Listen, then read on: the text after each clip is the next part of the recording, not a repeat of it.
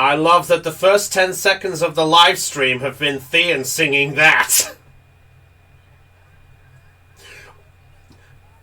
Well, in that case, Thean, your moon-based alpha is scrapped. Thanks for coming. No, get the fuck back! Get the fuck back! Get the fuck... Not like that, you motherfucker. Well, I just swore within the first 40 seconds. Well, I wonder if YouTube changes avenue is going to work on that. But anyway, what is up, guys? Welcome to Pokeception Check. You must have rolled pretty high to find our quiet little stream. I am Brownie, your Dungeon Master, and joining us tonight is the Ragtag Growers you, hopefully, know and love him. We're joined by Aeon. Caitlin. Heidi. I know he wants last, so fine. Lena.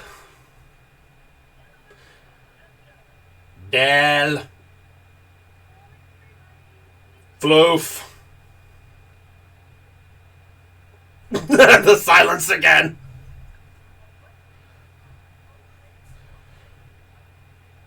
No.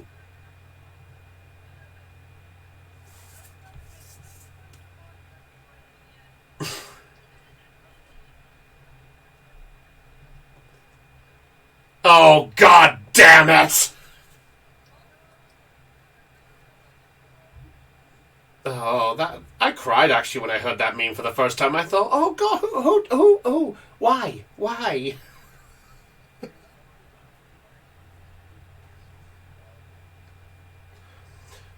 What's different? Also, appreciate the bits, by the way, Heidi. Thank you very much.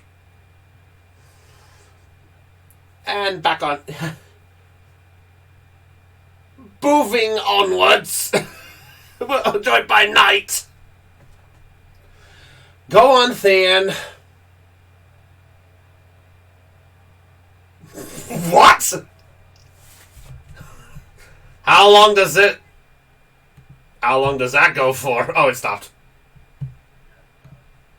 Okay. I appreciate you doing that. That was... There we go. Better music. Much better music. One of these days I will actually have a confession to make, by the way, everybody, before we get started. So, there is actually some news to pass on before we get started. So... as a point of interest to mention that in 2 weeks' time, I will be setting foot in Florida to visit Dell. Now, where that's a good thing, there's also a bad thing, because I am flying on the 12th, which is when the next Pokemon session will be. Yeah, so I'm just giving you guys your mini heads up that that is what's going to happen. So the 5th is not happening because of my late shift, so Monu's cancelled there. So this may be the only D&D stream we've got, unless I can plan everything for Monu for when I'm over there, or I'm going to be jet-lagged for when I get back. So... We'll see what happens. I need to find out what my shift is when I get back for that one. But I figured I'd let you guys know in advance that there is no Pokemon D&D in 2 weeks' time. So make the most of this one. Otherwise, if you're not happy, then you're eating greens for the next 2 weeks.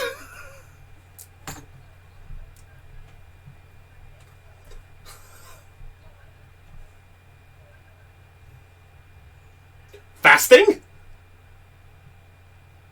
What'd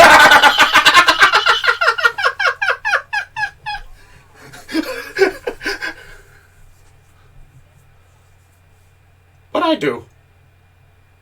Ha! You're the... Oh! What did I...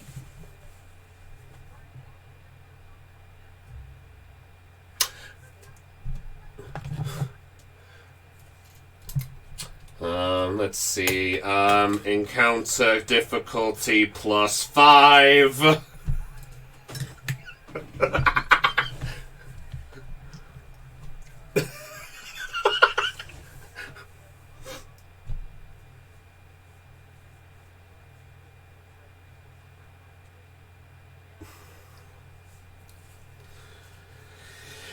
Yeah, plus but I will say, by the time that I land over there, I will say just before carry on, it will be 4 o'clock in the afternoon on Florida time, so it'll be 2 hours ahead of when the session would normally be. Yeah, so just your heads up. But anyway, enough dawdling. We've dabbled long enough. Let's get on with this. I apologize on that. So that's just your mini news there. So last time on Pokeception Check, Team Unity, after their lovable little events at the Battleship facility in Slateport City, I still love that fucking name, where you had not only rescued the captured Pokemon of Captain Calypso, but you had an encounter with a familiar friend in the form of Holly. After a bit of a tough battle, you managed to rush to the Pokemon Center, with Calypso giving you a small hand to rescue Sia, the Absol, that was within Holly's care.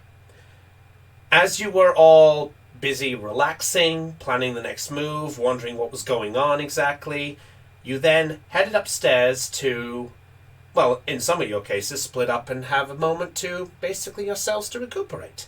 Kemplar decided to explain everything to Holly that had passed over the past few days. Yes, I get it, the D&D session did not pay attention to the fucking clock.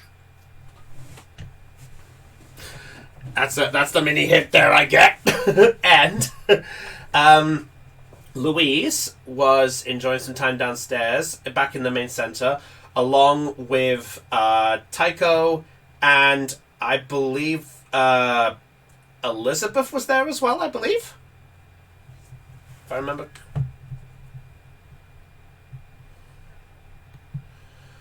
Right, okay.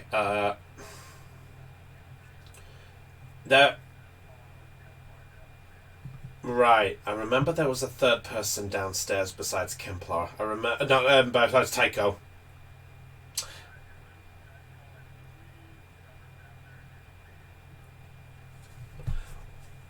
Right, okay, and then, yeah, okay, gotcha.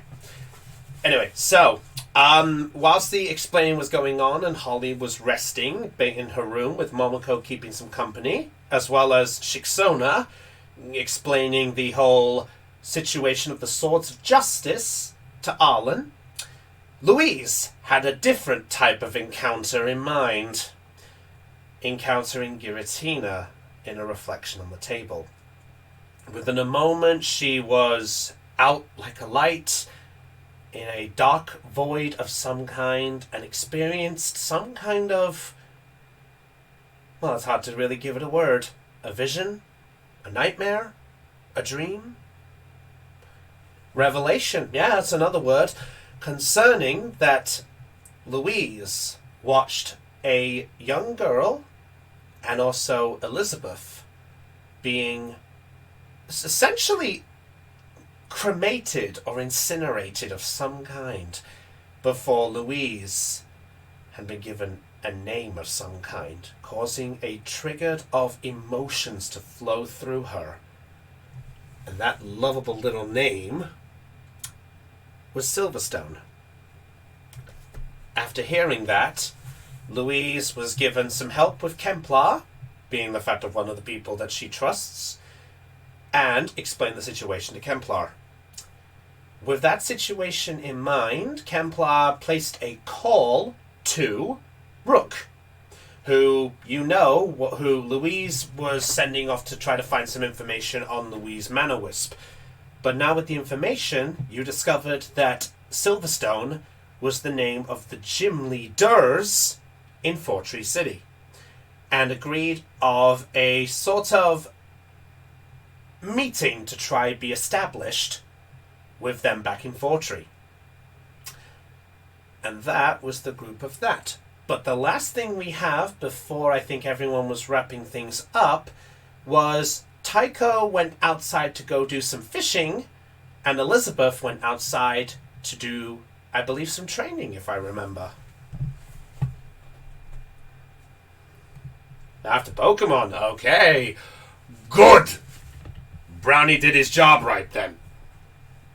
So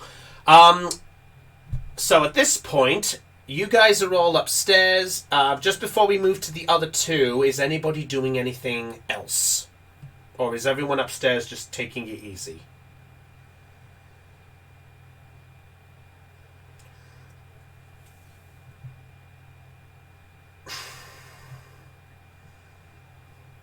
Fair enough.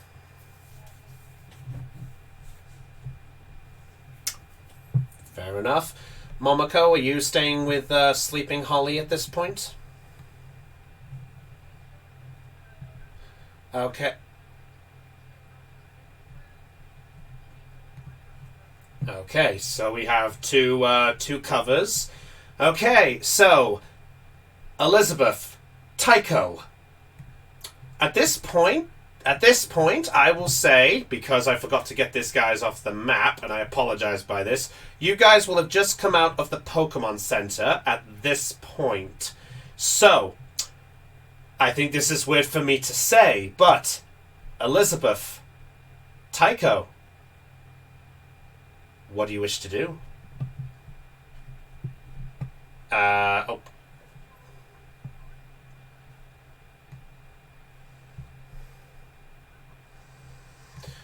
Okay, Tycho, what about you? Are you following Elizabeth up north? Are you staying in Slateport, or where are you going?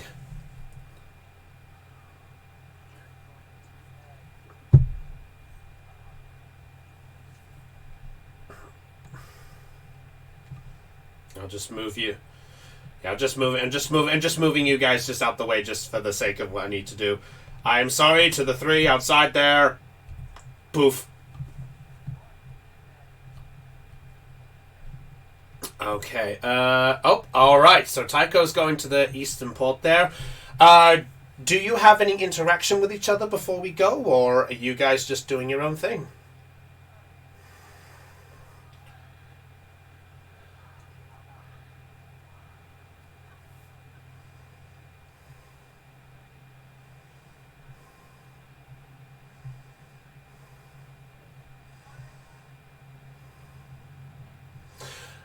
All right. Then in that case, Elizabeth, you go north and Tycho goes east. I think we should start with the boy. Tycho! You're going first. Here he is. No, look. Here he is. Okay, Lazy Purple, calm down. So, Tycho. Explain to me how... So, as you approach the eastern side of Slateport, you see that you are approaching basically what is the sort of connection point between the ferries that lead from Slateport to Pacific Log to Moss Deep. They are sort of the connection ferries there, but you find a spot that sort of is kind of out the way, and you head to a small little point on the eastern area, which is known as the Fisherman's Gaze. It's essentially the safe spot there where there's deep enough water for water Pokemon to reside, but it's also out of the way that nothing can really get in the way. At the moment, you are basically alone as the sun is gently beginning to set. So, Tycho, what do you wish to do? Ask a silly question, I guess. Okay, smartass, then let's have some fun with you then, fucker. I know. Alright, so Tycho, explain to me, are you going for just a simple fishing? Are you doing do you have like any bait or any upgraded rods or anything like that?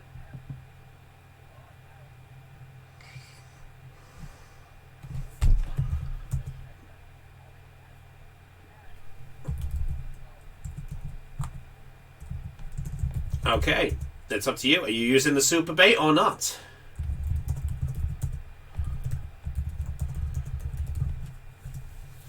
You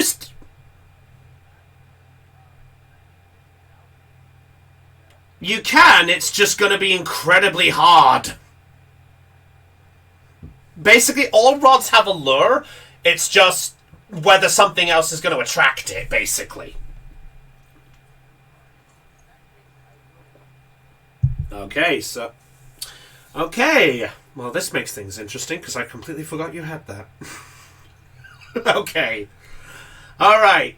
Tycho. Let's see. I think there's another thing. Aeon, can you just remind me, does he have to roll something for fishing?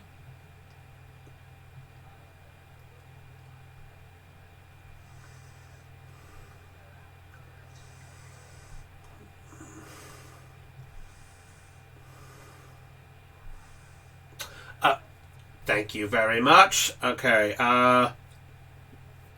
to lower, distract, thank you. Okay, so lure, so every 15 minutes, okay, if you roll 3 times without success, the bait is lost. If you succeed, a random Pokemon will appear.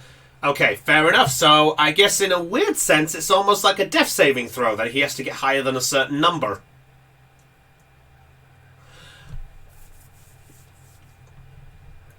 Okay, in the eastern area. Okay, Tycho!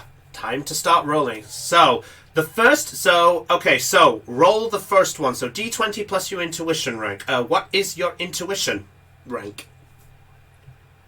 Wait, your intuition is the lowest?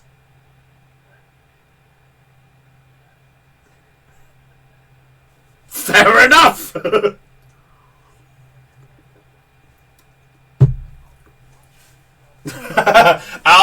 I will not allow that because I'm a fair man. It's okay. Well, +1, so 5. Okay, so no, don't worry. We'll get to that. Don't worry. I'm gonna do this now because it gives me some sense of time. So, Tycho, 15 minutes go by. You are unaware of any type of success or any failures at this point. I'd like you to roll again, please. Oh no! This could... That's 2 fails, because that's 10, technically.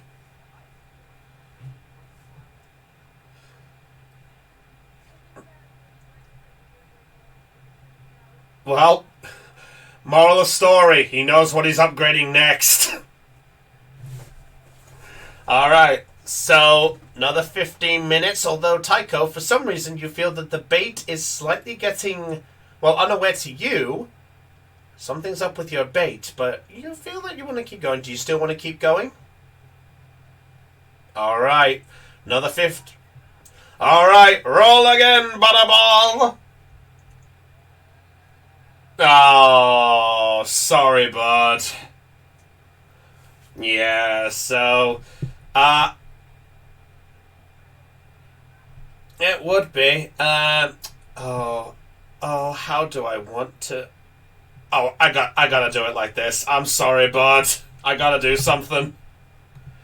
So, all of a sudden you feel that after about sort of 30-45 minutes between there, you feel there's no sign of a bite, not even a sign of any movement whatsoever. Then all of a sudden you see that your bait has begun to sort of break apart into small crumbs, and it floats to the surface.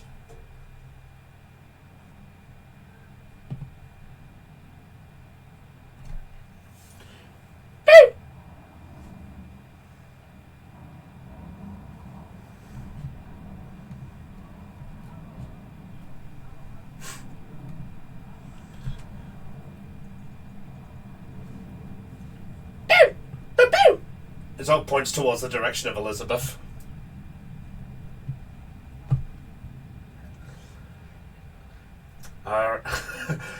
So as you walk away, you do hear a very faint splash as the last of the crumbs have been soaked up by a Pokemon before it disappears. And I'm sorry, I have to show you what you missed out on.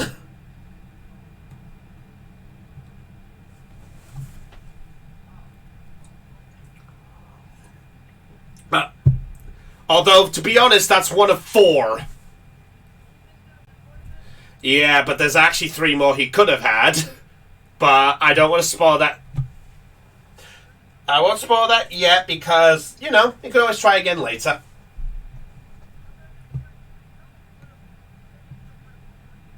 Sure. Okay, so now we go back about 30 minutes, technically, to when Elizabeth came to the southern point of the map. Yep. Yep. Well, so welcome to... I'm sure those who've played Ruby, Sapphire, and Emerald will know exactly where they are. Welcome, I'll say as soon as... Welcome to the southern point of Cycling Road. So, Elizabeth, as you enter the route, you feel that there is a nice, gentle wind beginning to fairly blow as you make your way to the entrance of the route.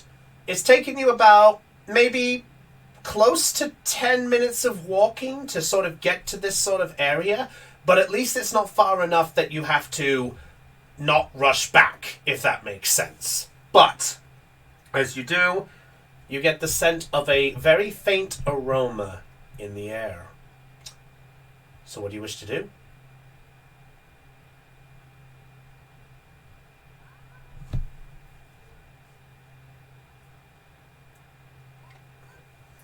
Okay, you actually get the scent and it's coming from over here.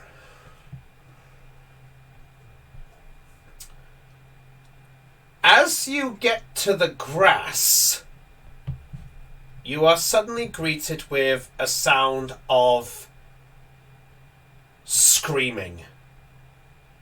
You hear a scream of, "Ah! Help!"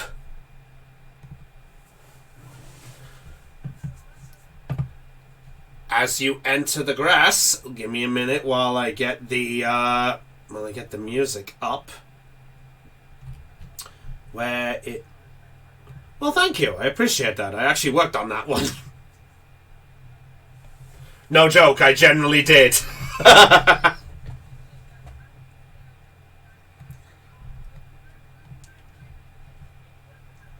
Oh, I appreciate that. Although whether I'll be given the exact praise for what they entail, that's another matter. So, Elizabeth, as you enter the grass area, you suddenly see a sight. You see before you, on the ground, gasping for air, a familiar-looking attire of a person.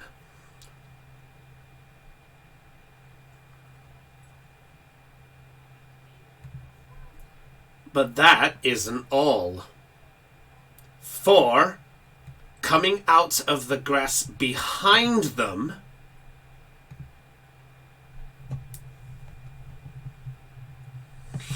is a Team Rocket grunt. And now you see and as you rightfully assumed, it is a Team Lone Wolf grunt, a female grunt to be specific. The male grunt comes out of the forest and goes, "All right, you." And he sort of leans down to the girl and goes, "I know you're hiding it. Where is it?" What do you do?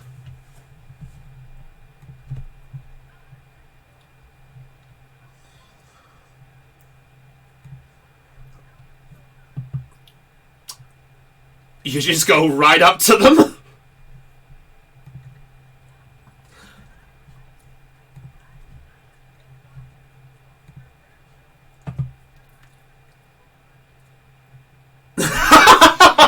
Fair enough. Oh. Okay. So, as you approach them, the rocket grunt looks up and goes, "Huh? Well, what do we have here? Run along, little girl. This place ain't no room. This ain't no place for a little brat to appear. Why don't you just go on ahead and leave the Make an intimidation check.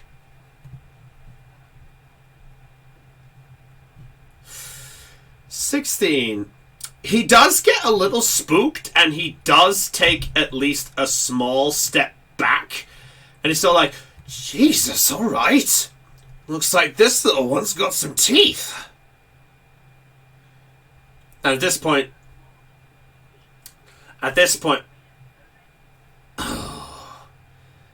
I would, but just give me a moment with this one first. And the team Lone Wolf...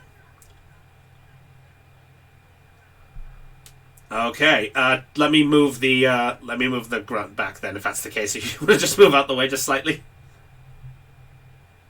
It's alright, just so I can move her out the way and you can get in the way. Okay. So, he actually looks at you and goes, I'm not scared of you. Evie! Evie! Evie!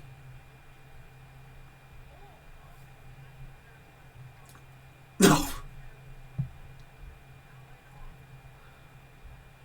You ain't no admin of Rocket. I can't tell you anything.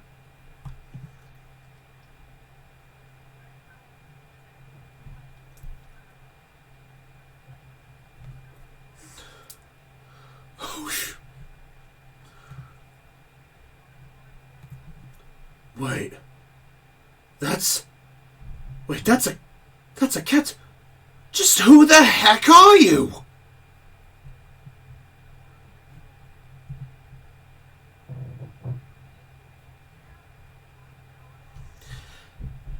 As you say this,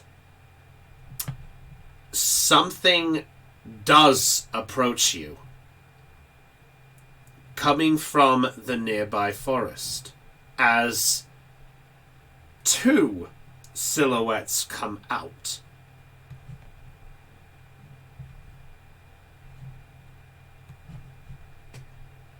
Well, one of them is that coffin there. He just comes out and just goes, coughing, looking kind of badly damaged. And the Rocket at this point looks over and just goes, hey, I thought you said you were going to handle it. Coughing, cough. And just collapses on the ground. Not fainted, but just nearly exhausted. And then the lone wolf interjects and goes, looks like what you were after. Looks like it didn't go through, did it? Bah! The grunt at this point just sort of shakes himself and goes, this is not worth it!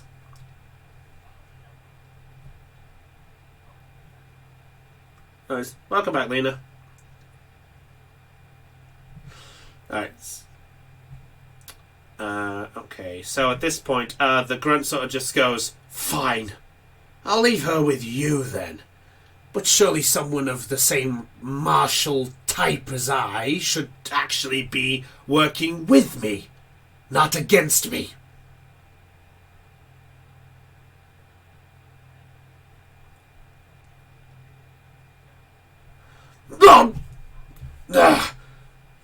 Fine! He returns coughing into the ball, and he just runs as fast as he goes and goes, you haven't heard the last of us!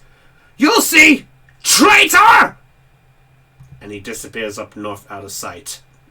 The lone wolf grown, seeing this, just takes a big sigh of relief and goes, oh, thank you.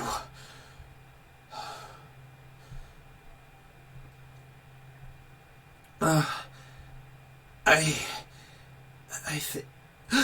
Wait! Where is it?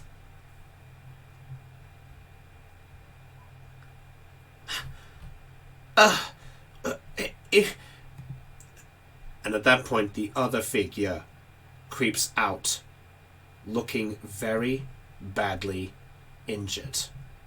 Oops, not that. That's the wrong symbol.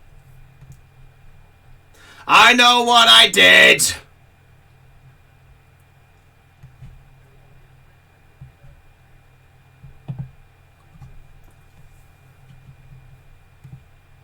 you see a Grimer of some kind come out of the bushes, but not quite the same as you remember a Grimer, for this one appears to be green instead of the traditional purple.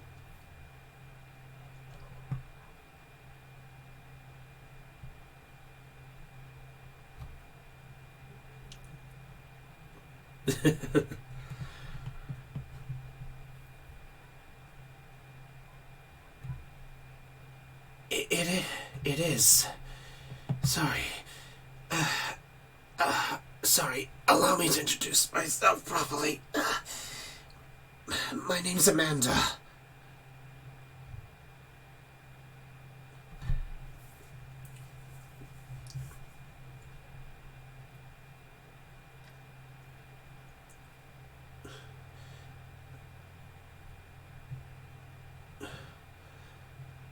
Wait, but I heard you're a Team Rocket member?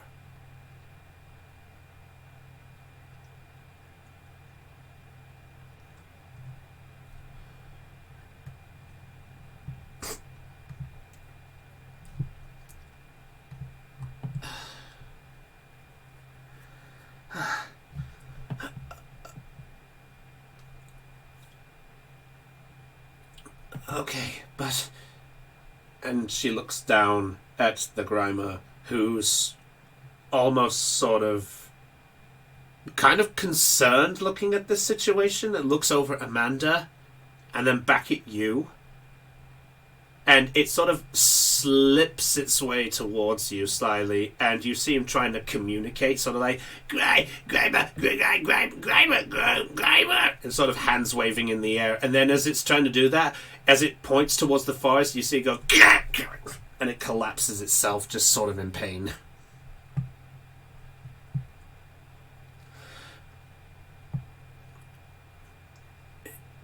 Yeah. I'm sorry. I don't mean to trouble you. But, you know, if you help me, there's a chance that they'll be after you too.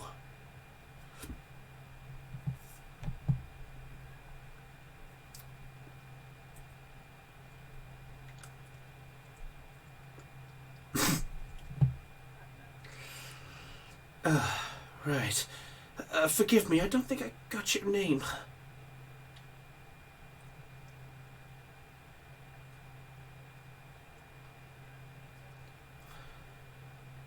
The battleship? Wait. Wait, the team actually got in there? No! No, sorry, perhaps I should introduce myself. I'm Amanda. I guess if you want to give it a proper term, I'm a traitor to Team Lone Wolf.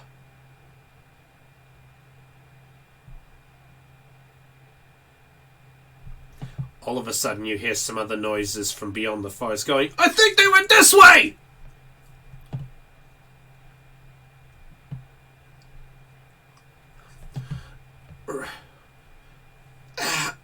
I can walk.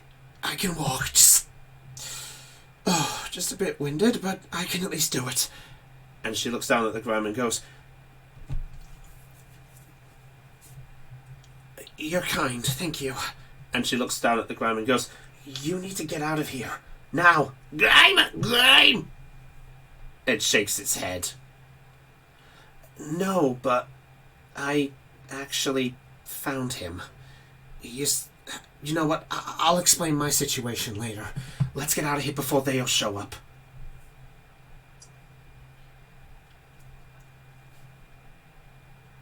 Evie! It looks over at the Evie with a sort of disgusted look, but then sort of shakes its head and tries to lift up Grimer as best it can.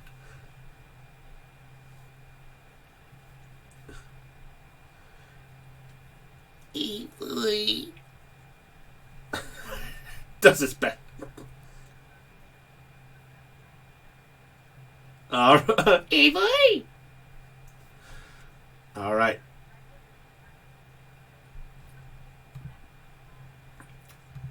Okay. Hey, I don't. How long has it been since Death Nugget came out? At that point, Death Nugget does a little shake, kind of like as if it woke up from a nap, just sort of look and goes, "Dude."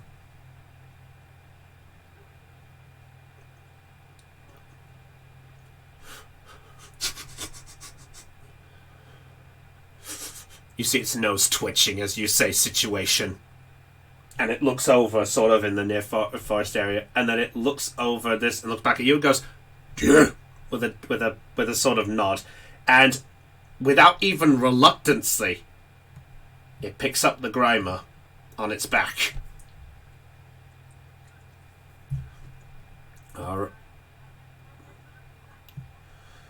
Okay, for the record, I was saving this encounter for when you guys came up here, but I guess this saves the hassle. That was why I asked you which way you were going, and it was like, ah. For the moment.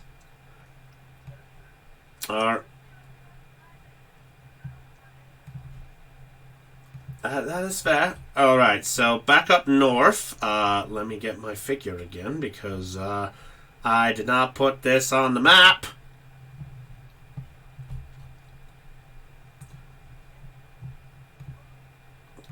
Make the figure taller, bring the Grimer there. Okay, so Tycho will still be fishing at this point, by the way. Yeah, because as I said, it was close to 10 minutes. So by this whole thing, I'd say maybe close to like 25 minutes have gone by since you left. So you're technically going through the third fishing at this point. So you guys rush back to the Pokemon Center then. Okay, so as you guys rush back, you guys just enter straight in. I feel like that should have just gone right to the Pokemon Center at this point, but oh well. That's just tiredness kicking in. Okay, hopefully. Yep. Okay, so okay. Yeah, that's what it was. Okay, now I see the situation. Okay, get my tokens back in play. Get these tokens on the inventory. Okay, so you guys come back inside. Tycho is not here, but I'll just say that. Yeah, I'll say we can leave them on. You can leave them on the map for the minute if you want to. It's up to that, but it's up to you guys. All right, so. You help Amanda inside with the Grimer in check. As you do, the nurse looks over and just goes, "Hello, oh my!"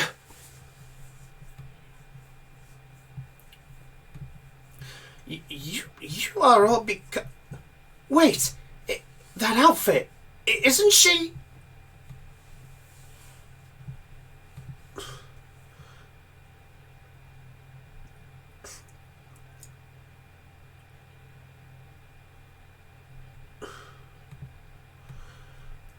And at that point, the Grimer just slides off the back.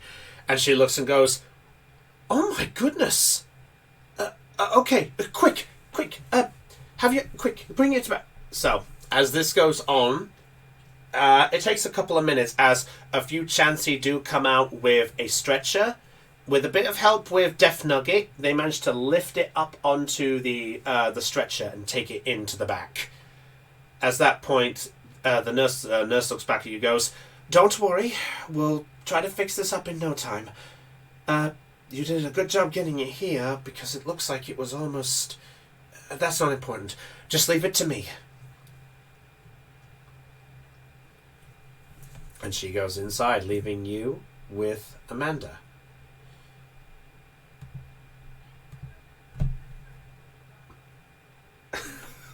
Oh! Dude! Dude!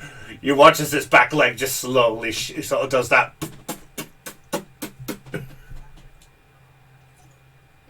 Yeah. Dude!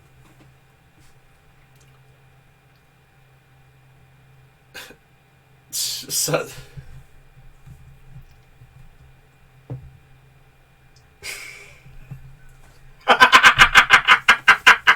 God damn it! No, not a bucket! Not a bucket! Okay, moving onward. So, Amanda looks back at you as this happens and goes, thank you.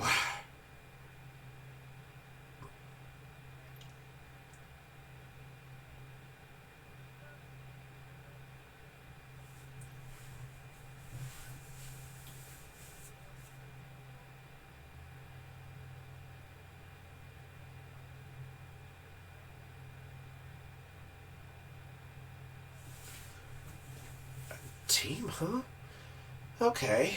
Well, yeah, sure. I guess I can keep that on the down low. Sure. I mean, you've just helped me out here, so I think it's the least I should do.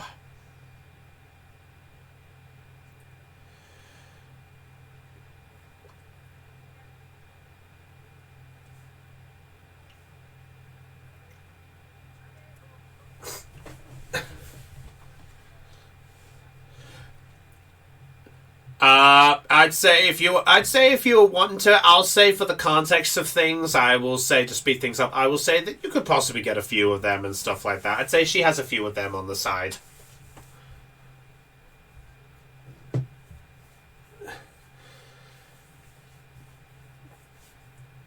Okay. As you do, you see that there is a large sort of scratch on the side of her left arm, and you also see what looks like, based on what you saw, the sight of probably a large blunt object just whacking against the back of her. Based on the concept of what you saw, you can tell that this was probably thanks to the coughing.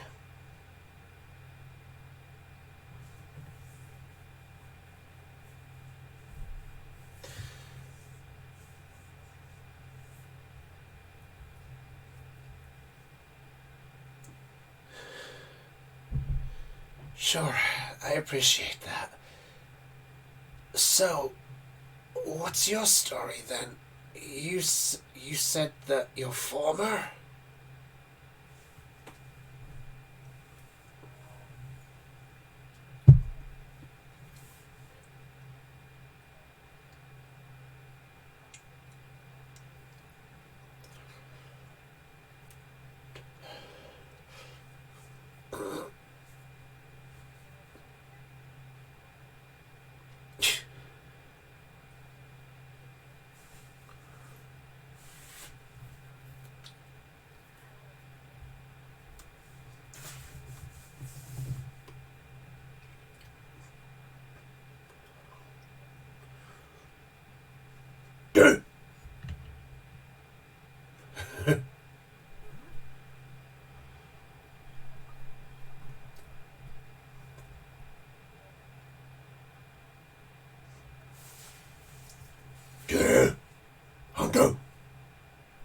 Just nuzzles against your leg.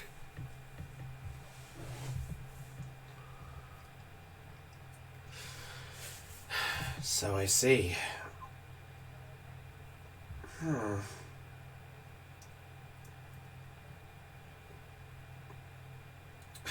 Years, huh? Well, you're definitely longer than I have. I'm currently about 4 days in.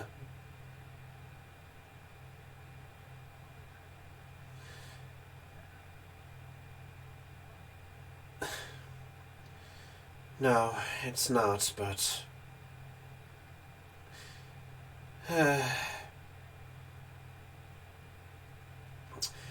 She takes a sort of deep sigh and just... Well... It's an interesting story, to say the least. Ironically, it's to do with that incident in Slateport, actually.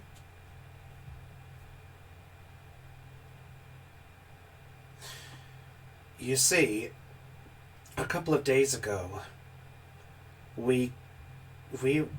our boss basically declared that what we were doing to get our name out was wrong. It wasn't being impactful. It wasn't being broad enough, is what he described it. Or as he described it, it was like looking at a candlelight in the middle of a starry night. like it was there, but just small. And so he had the broad idea that we should do something big. Now, you probably heard of the whole Team Lone Wolf being part of being like this small thing, you know, trying to be the whole solo act type of thing.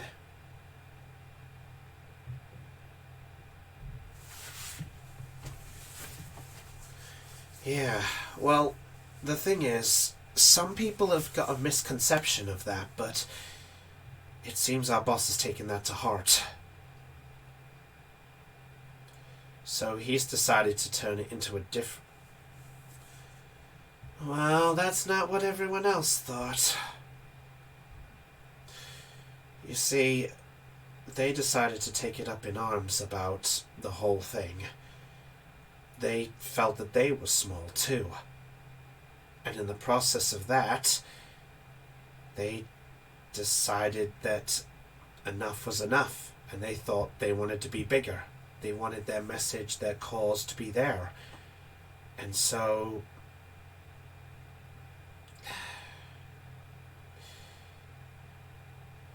the one known as... She looks around sort of cautiously, like to make sure no one's listening, and just looks back. He goes, the one nicknamed Scratch came up with an idea. Something to do with Mount Pyre of some kind.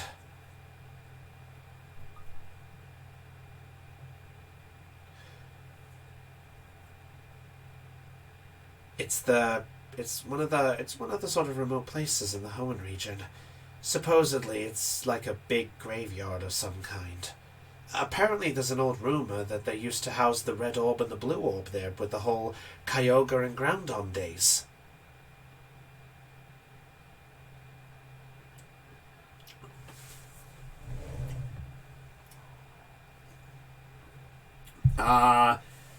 Concerning how big and how much of an impact it affected the Hoenn region, I would say you would have at least come across the knowledge of some kind of natural disaster happening with Kyogre and Groudon, but as for the location of the red and blue orb, that was unbeknownst to you.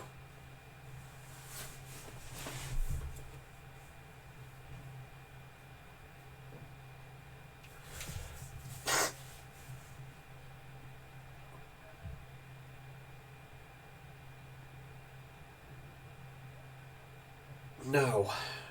So the blue orb and the red orb were taken from there after the incidents occurred. But essentially what happened was... Apparently Scratch found a tome. And this little tome decreed that there was something more within there. Something to do with the other side.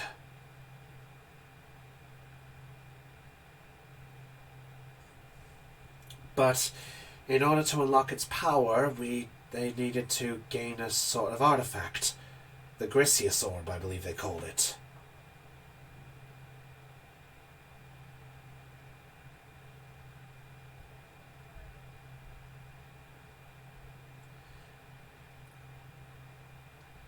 No, it's the one for Giratina.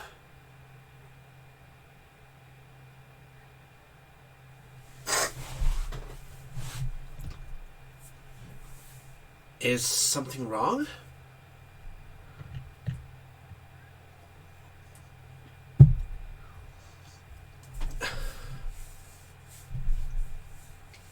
Oh, sorry. Anyway, carrying on.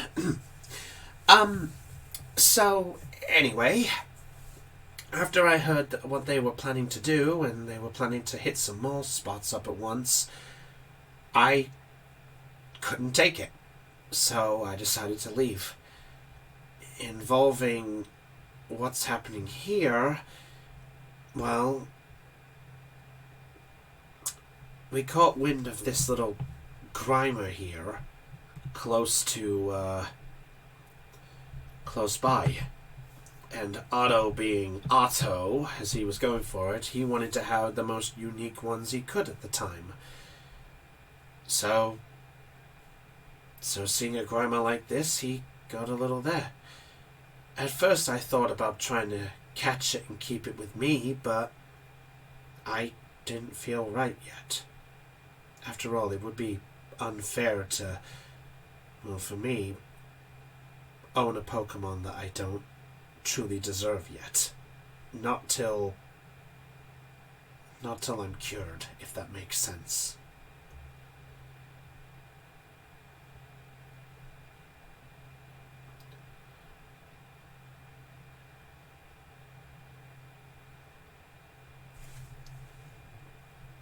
Yeah. You're close. You're close.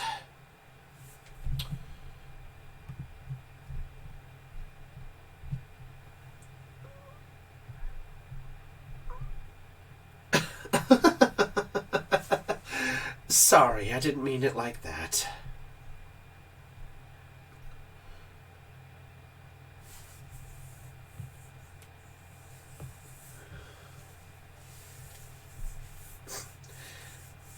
At this point, by the way, Tycho, what were you doing, by the way? Were you going back to the Pokemon Center, or what were you doing? Oh, yeah, you were going after Elizabeth, weren't you?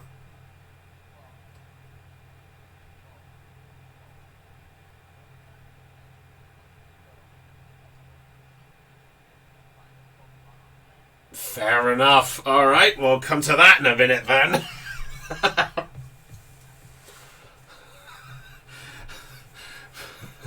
Brownie did not think this bit through.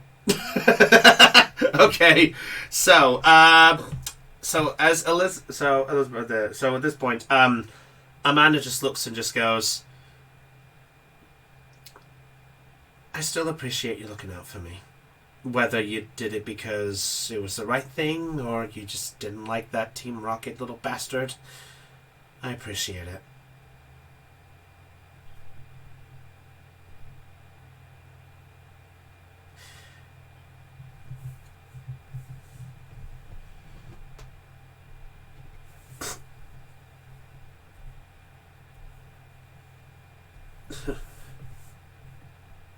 Hey, Elizabeth.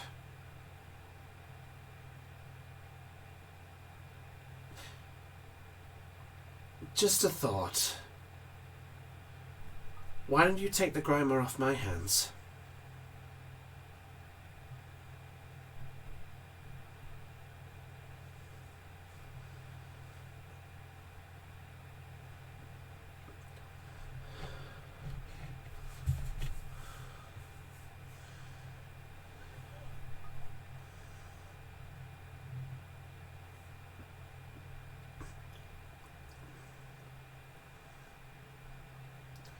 No.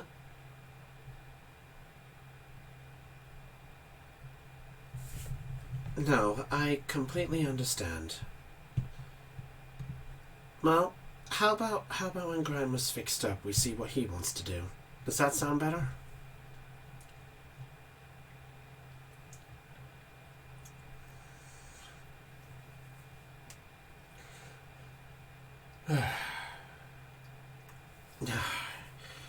Right. Well, if you excuse me, I think perhaps I should try to rest up for a little bit. Is there anywhere I can, like, sleep or rest for a little bit? I get a feeling Grimer's going to be in there for a while.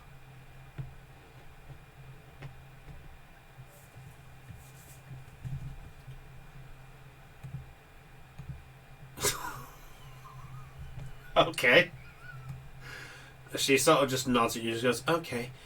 I really hope your friends are as kind, as honest as you. I appreciate that."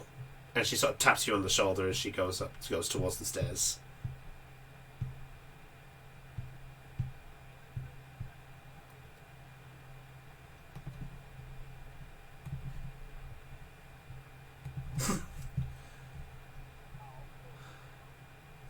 Okay, so, I think at this point, let's, because the others have been out of action for a while, let's see what the others are doing at this point. So, at this point, let's see, I will say our figure comes up here, and you know what? Let's have some random fun. How many do we have? 10! Perfect!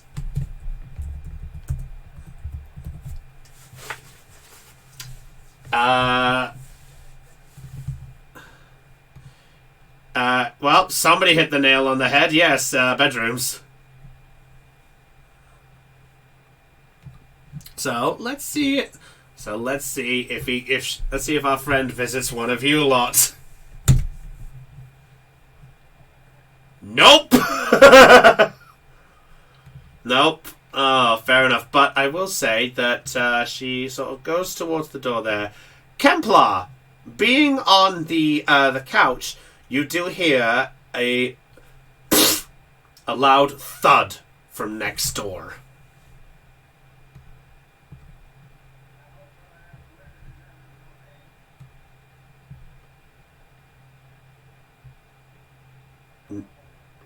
No, fair. Yeah, I know. That's why I went, ah! I'm just saying that you are aware of it. In fact, oh, God, I see Pumpkin moving. I think I know what's going to happen.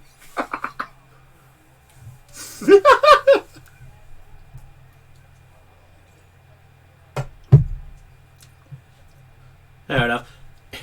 You see Pumpkin just looking at the wall almost curiously, like, as if trying to stare through it.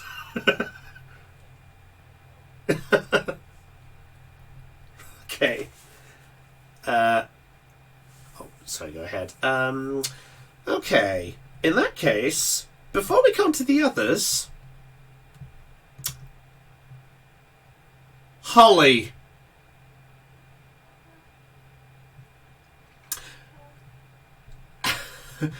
At this point, Holly, as you are nestled under the covers with Mochi snuggled up to you, almost like a teddy bear of some kind, on the outside, Momoko, you see Holly slowly begin to stir, almost like, and you can see like the base of her feet.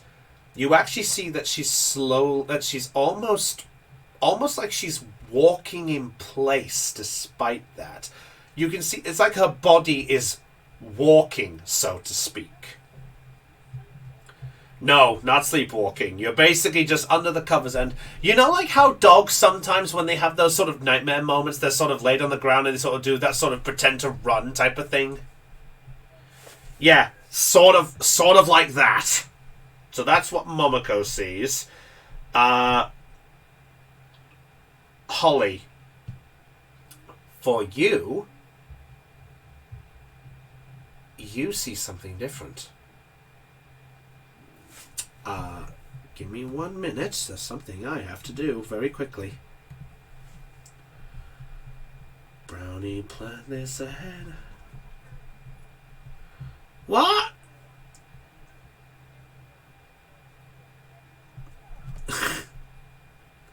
I mean, if you want me to come up with it, I'll be happy to do so.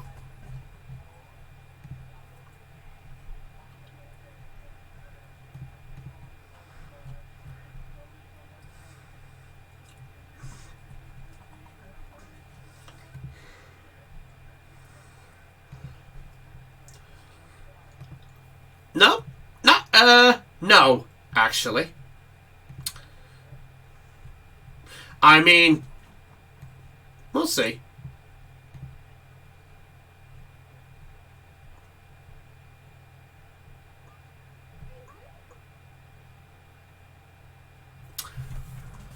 No.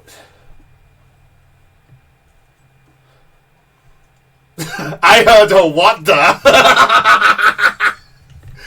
So, Holly, all of a sudden, you see yourself almost walking on air of some kind. You see yourself sort of walking on the air. For a moment, you were walking sort of just through a thick white cloud. Alone.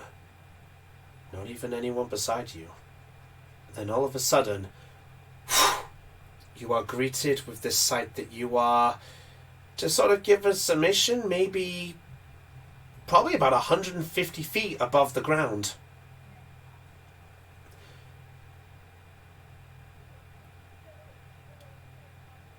Yes, you are basically in a bright blue sky, and below you is these sets of islands.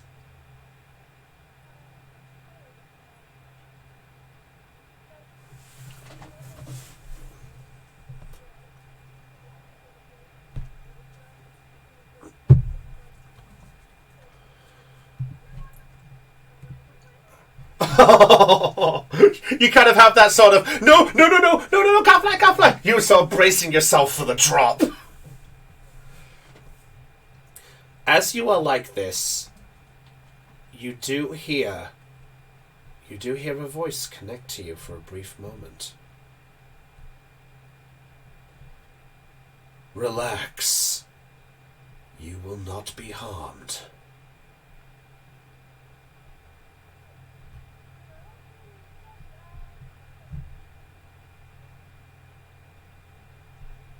You need not know who I am. You just need to know what I am about to say to you, Holly Glimmer.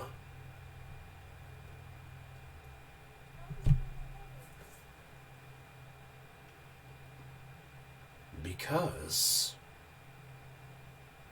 And you see that the clouds begin to form into a silhouette before you. Well, that's quite easy, my dear. Give me a second.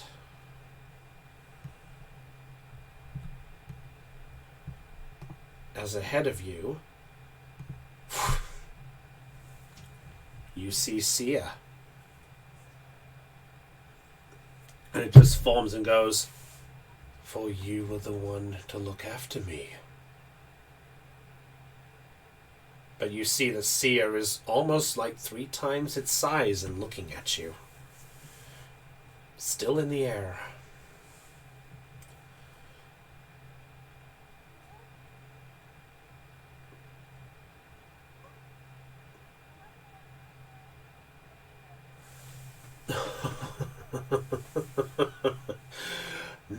No, we are not dead. Trust me. If you are the one dead, I would be the one trying to do everything to see you. But no. I came here because I feel like it's time I confessed something. For I showed you something that I should not have shown any human being.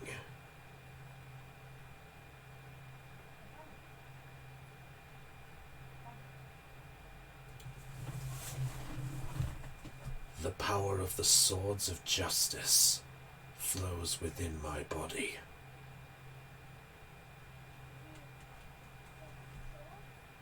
Indeed.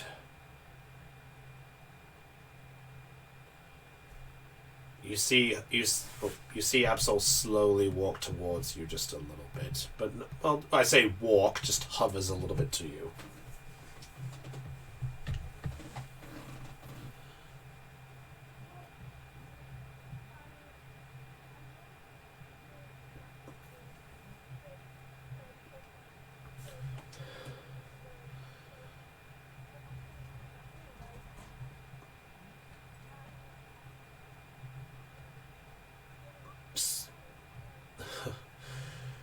Who wouldn't be? Holly, I am telling you this because it's imperative that what I tell you needs to be shared. I understand that you probably wish for me to come along with you after we have finally connected again. Am I correct?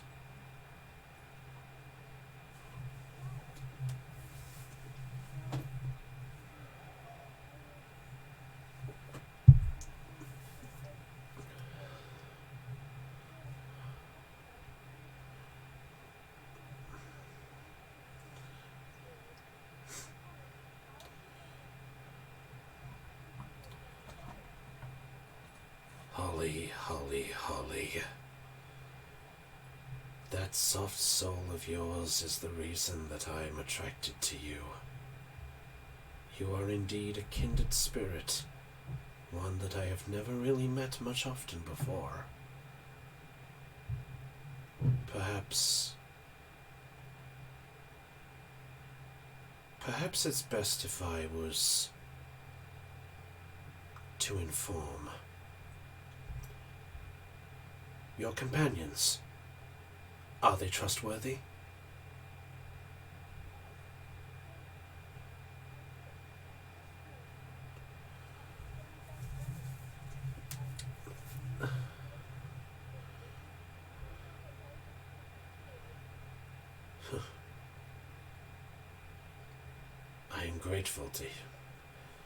I am grateful to hear those words.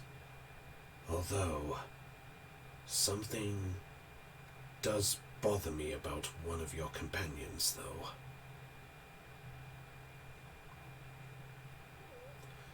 The one known as Louise. It's almost like something else is guiding her.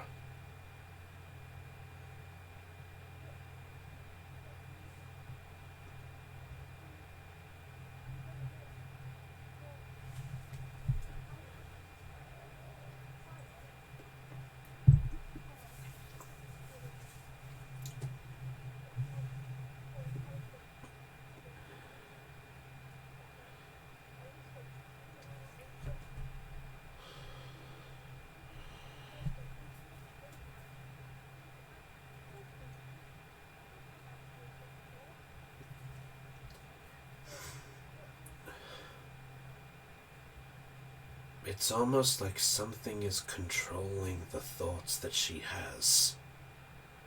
I can't put my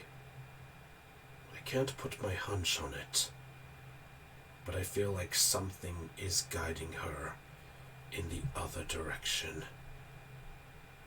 And it must be something that we must fix. Holly, I want you to gather your comrades.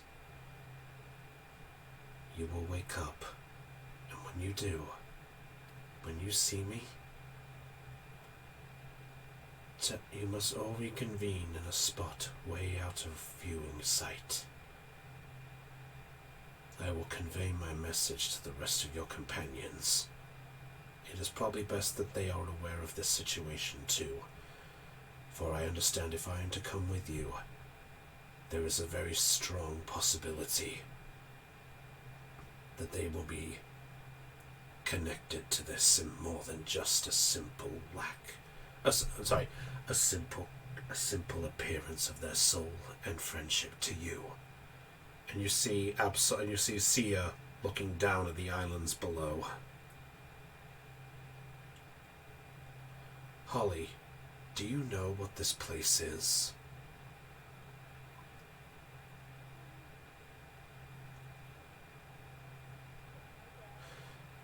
You can make a general education check if you'd like. What do we all think what do we all think of this, by the way?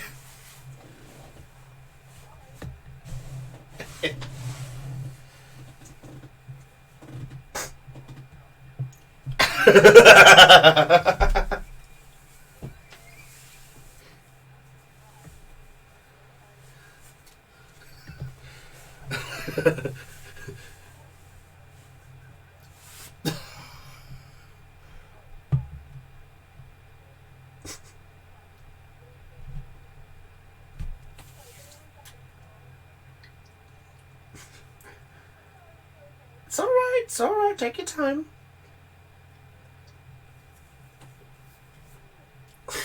Go to journal. Yeah.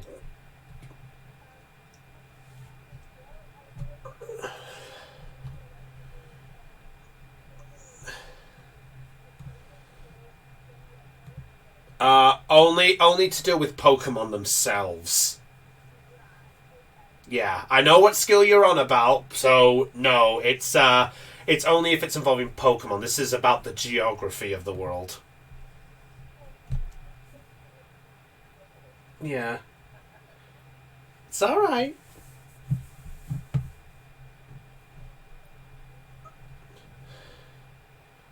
Go on.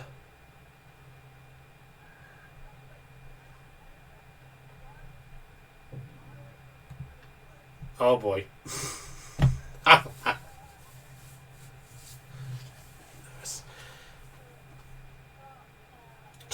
A 6. Nah, this place is completely distant to you.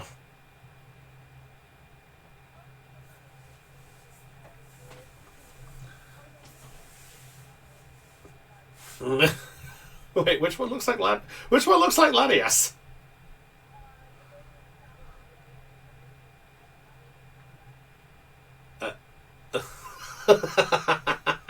We've got one that looks like a Poplio and that look like a Latias or a Latios. I swear this was Samurai. Yeah, short version. None of this was planned, for the record. Anyway, so Sia looks at you with a sort of smile and goes, "I had a feeling you wouldn't. This place would be pretty. This would be pretty distant to most human beings. Now, I will reconvene with you soon. Gather your comrades, and I will tell you."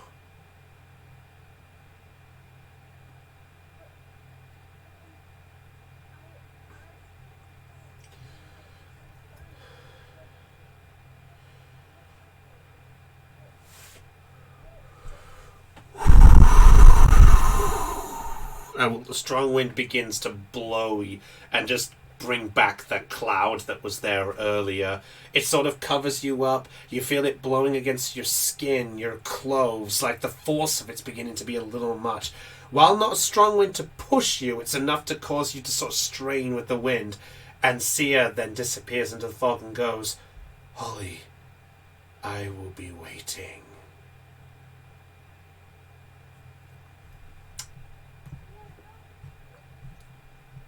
And as that happens, back in the room, you are suddenly jetted straight up in shock in your bed.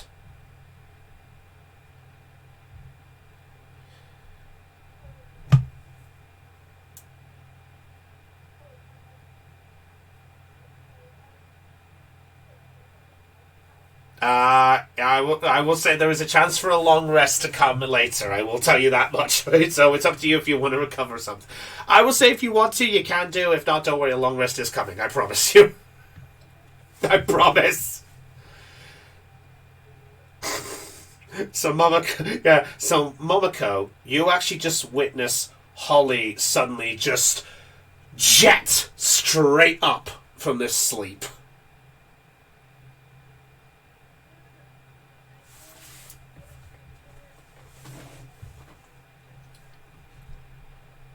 Okay. Blossom jumps out of your lap and just sort of rushes to the bed.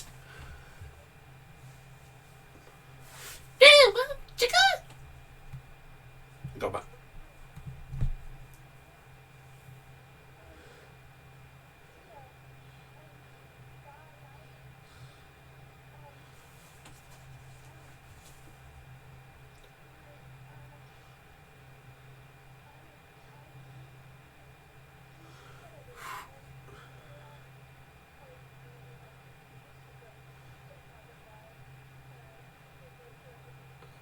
Oh.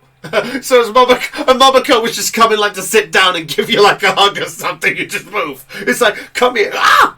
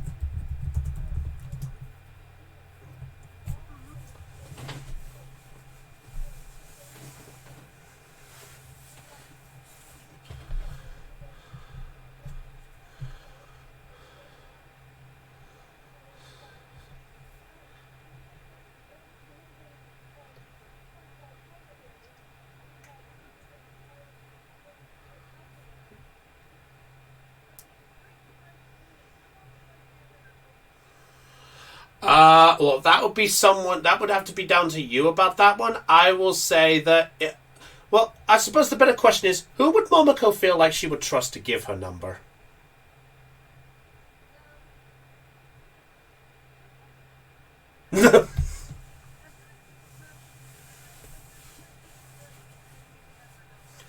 Okay, then I'll say yes. You have access to everyone's number. I'll say if everyone feels comfortable, except Louise, who I know for a fact has only got Kepler.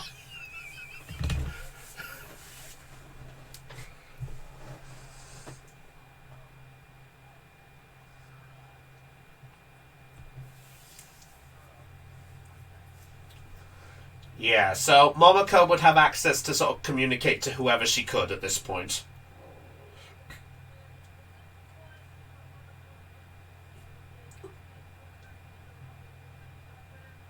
Okay.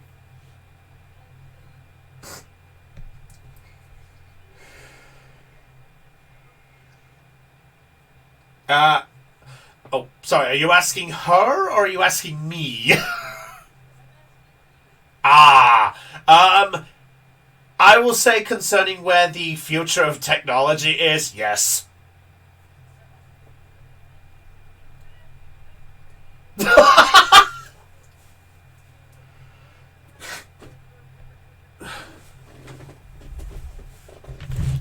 Okay. Hey, for the record, I didn't plan. I didn't. I didn't plan. Hey, don't look at me. I'm just. Hey, you got the message. It's up to you if you want to follow. Oh my god! Ah! Sorry. Ignore me. Never mind. Carry on. I didn't think I saw a spider. Ran right across my foot.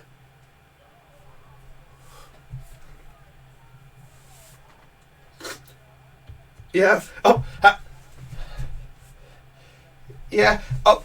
Oh. Oh. I see it. Hang on. Hang on. Hang on. Hang on.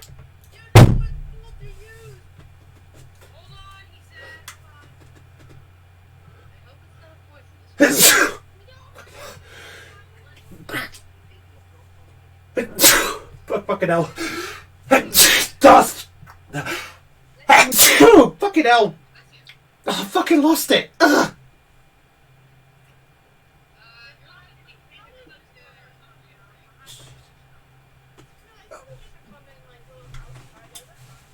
Yeah, no, no. Okay, no, I found it. It's run off into the corner. It's hiding. It's hiding behind the dark part of my desk. It's out of sight for now. Don't worry. Sorry. Sorry. I wish it. What do you think I rushed for? I grabbed the book and tried to squash it. It moved out of the way. I went to grab the fly swatter when I was sneezing and the dust settled, and when it did, I missed it.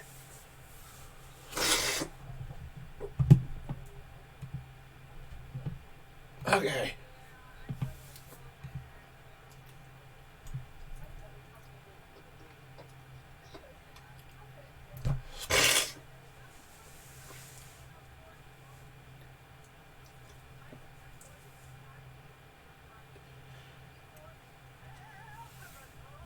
I get you.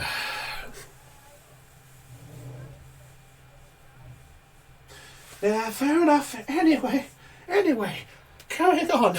Sorry. So, Momoko's texting the group, yes? Okay, so I will say everyone who had the number there, because I think the only number she wouldn't have is Louise, because Louise was reluctant to give it.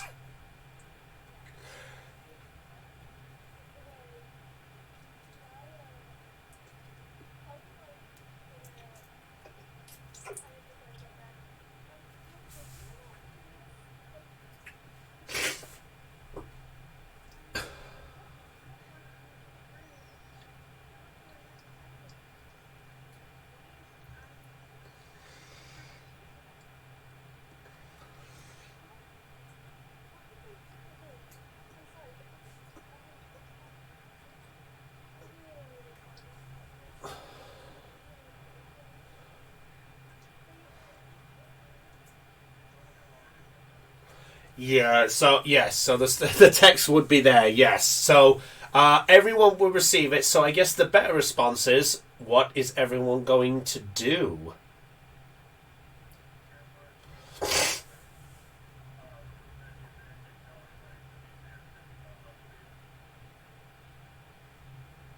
Okay, fair enough. So does everyone else get this message as well?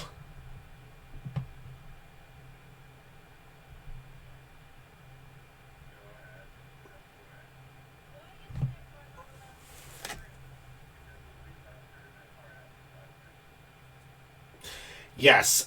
So to sum up that whole oh God, what happened? Hello.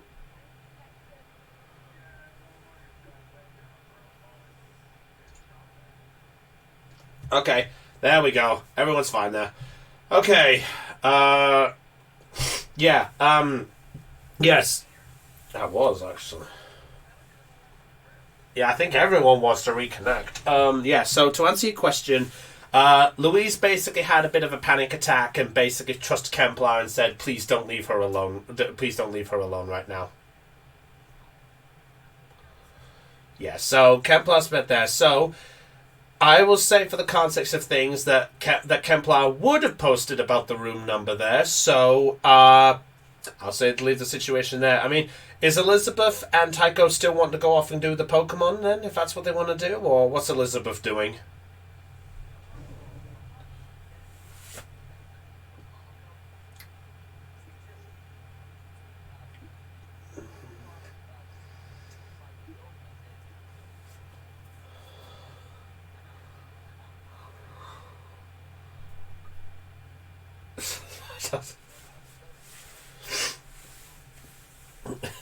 He wants the Pokemon. Okay, fair enough. No, no, no. It's his character. You can't blame it. Yeah. So Elizabeth is downstairs. What's Elizabeth doing?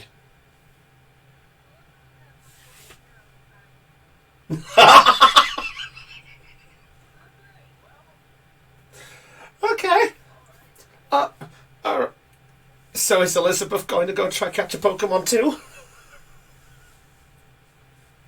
Or what's Elizabeth doing exactly? Oh God. Okay, two people offer an encounter. Okay.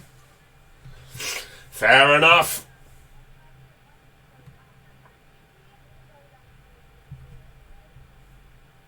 Yeah, that's fair. So basically, Elizabeth would have vanished by then. So fair enough.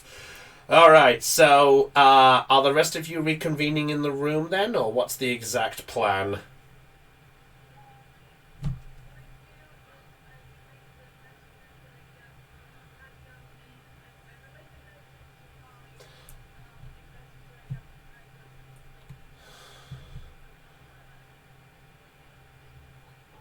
He just said he's out. Yeah. So it's presumed he's doing something else, but you're unsure what.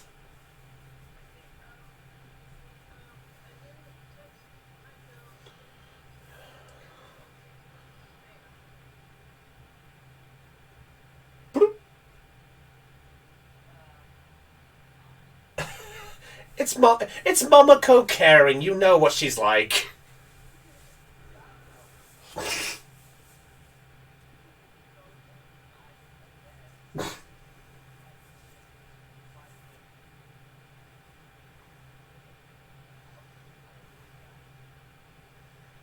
No.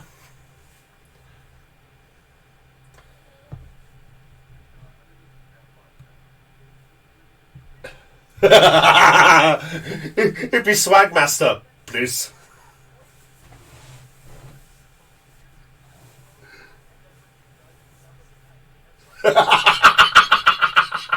Oh,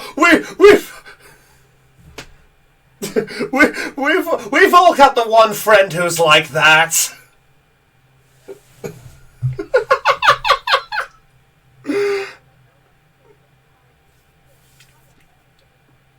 Why is he texting me?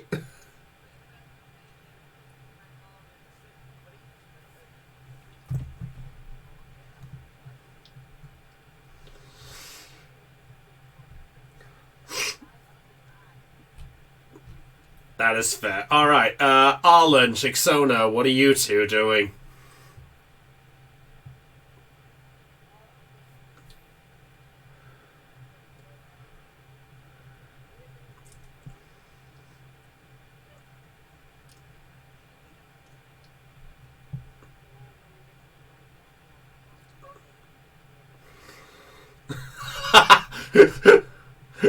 Snivy, Pico is your personal message.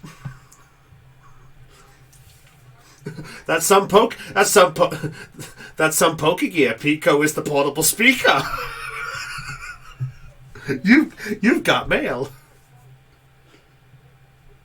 Ah.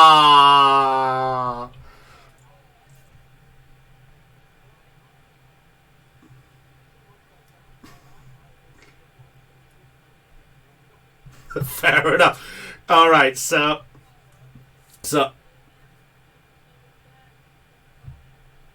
Are you guys going to Holly's room, or are you guys going straight to Kemplar? Oh well, Alan and Shixona do it. So all of a sudden, there's a knock there.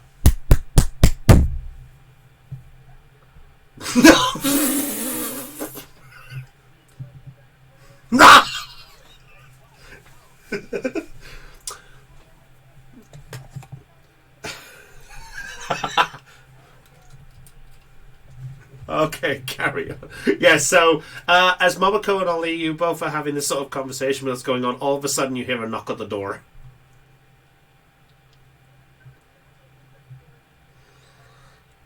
Okay, yes, you both see there, and you see Momoko there still with one hand on a Holly's shoulder and the other just opened the door.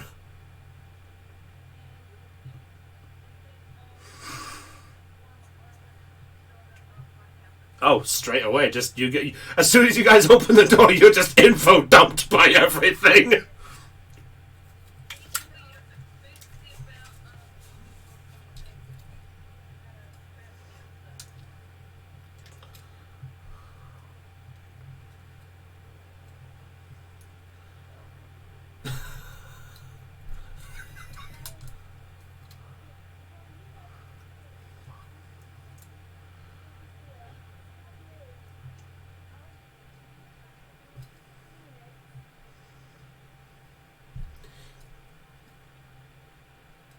What was that? What was that night?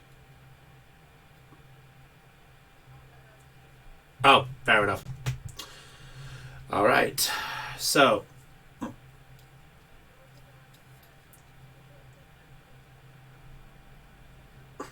okay. Well, Blossom's going to give a little nod, and Blossom is going to go right up to you, Holly, and it just sort of gently just goes straight ahead of you, just round the corner, waiting.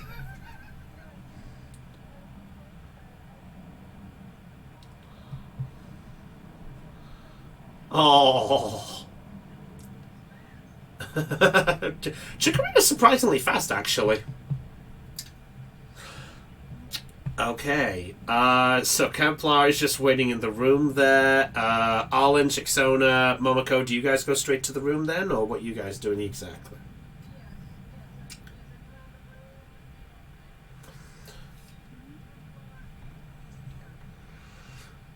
Fair enough. Arlen, Shixona, do you follow suit?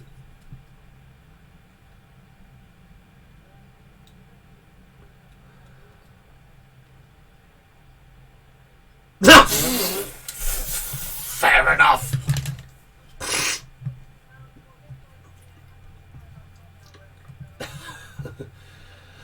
Fair enough. All right. I think before we get back to this, I think we should give the others a chance for their Pokemon encounter. 'Cause okay, fair enough. We'll do this on the quick end. Alright, so, fair enough. Alright, so... Yes, alright, so... Elizabeth, Elizabeth, I will actually... Okay, and, Tycho. So, I will say... So, Tycho, you will be the first to arrive based on the time of what's going on here. So you will have a 5-minute head start over Elizabeth. So you are down here, good sir. If you can see my little tag.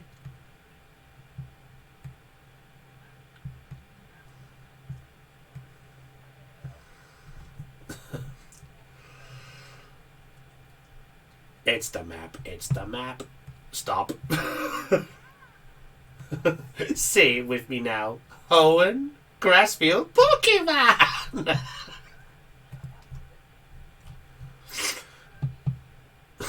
Okay. We're not on a beach, we're on a field. I'll see myself out.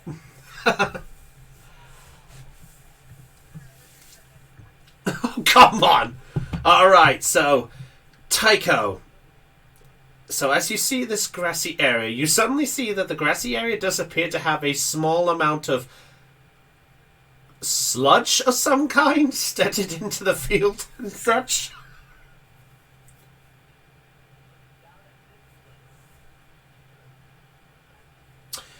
Okay, Tycho. I would like you to roll. Let's see. Let's see. What am I? Want me? Thank you. All right. Okay. I would like you, good sir, to roll me a. I'd like you to roll me a D10 for me, please. Okay. What do we have, good sir? 5. 1, 2, 3.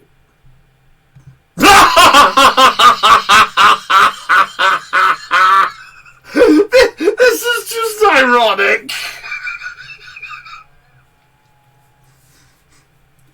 Okay, Elizabeth, do me a favor. Elizabeth.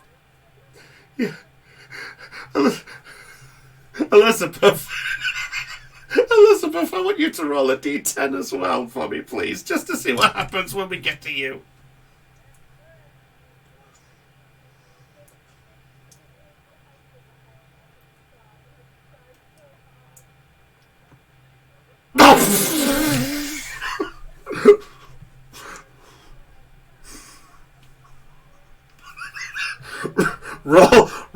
Roll again. No.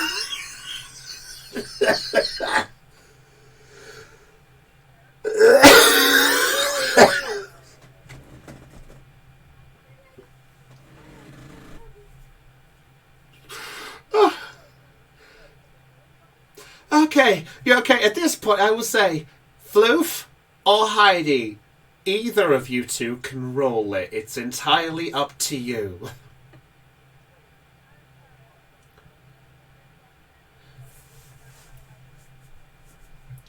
Okay, so you both rolled a 5, which for me is the same encounter, and I kind of don't want to do the same encounter thing. So I would like... So either one of you two... Oh, you're going to roll?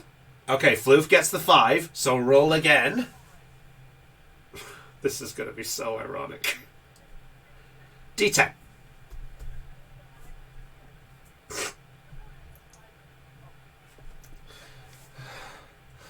Okay.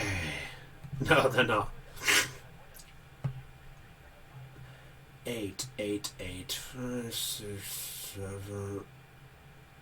Oh! Interesting.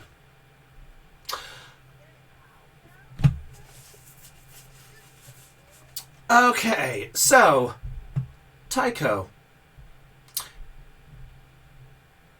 The time it takes you to finally find a trace of a Pokemon does take a little bit of time. Apparently that sludge mark or whatever activity's been going around has kind of disturbed the grass just a little bit, so finding something in this sort of lush area is a little tricky to first glance. Elizabeth, you do approach to try finding Pokemon, and you do see the sight of Tycho just rummaging around in the grass for a brief moment.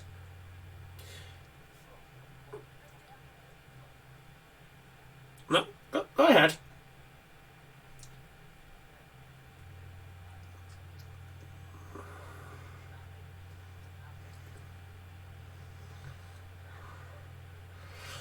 No, it's to sum it up. It's breaking board. It's because of the noise from the people searching for that lone wolf person who's made the racket. That's the reason things have been disturbed.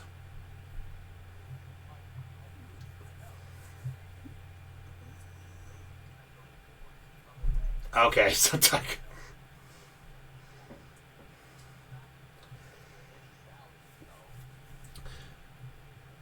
fair enough. So Tycho, as you eventually rummage, you end up sort of clipping to something. Yeah, you basically catch the leg of something as you walk around a little bit more.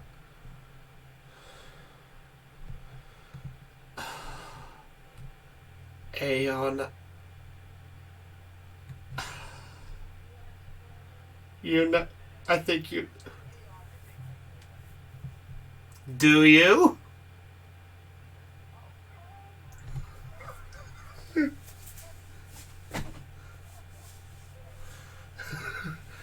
Yes, it is a spider-like Pokemon that you.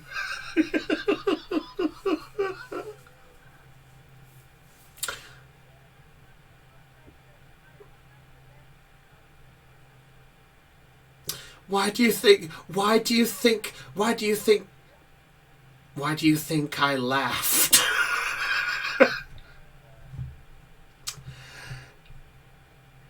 Yes, you did, Aeon. You said, what if it's that fucking Jupiter? As for Heidi, you rolled, what number? An 8? An 8. Who's clapping?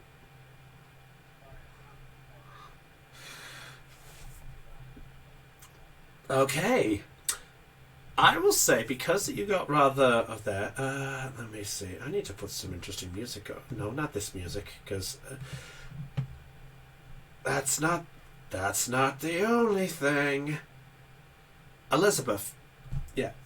As you are watching, as you basically do a wave with Tycho, trip! You actually trip over something and fall to the ground. With an 8, you find on the ground, heavily injured,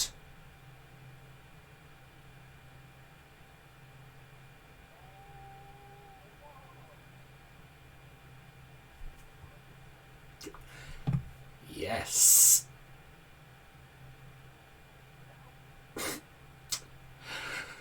I would like to point out there were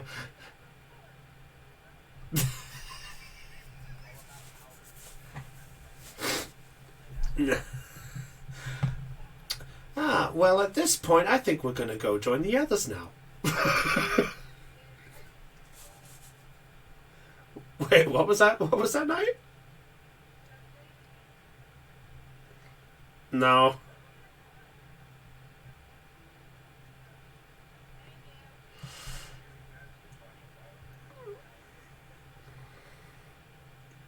Carrying on, anyways. Okay, so, oh, we should go to the Pokemon thing because, somebody wants to see Sia. Here we go. This'll do. A lovely, oh, no. Don't worry, I got you. Oh, there we go, that works too. Okay, so as you rush downstairs, you are this figure should not be here anymore. Away to Denny's, because it's cheaper and I like the taste. No joke. No, it's a joke. Okay, so Holly, as you approach the downstairs area, the nurse does come out and begins to sort of type away on the computer for a brief moment. Just as you arrive, she turns in your direction and goes, "Oh, you're awake. Hello."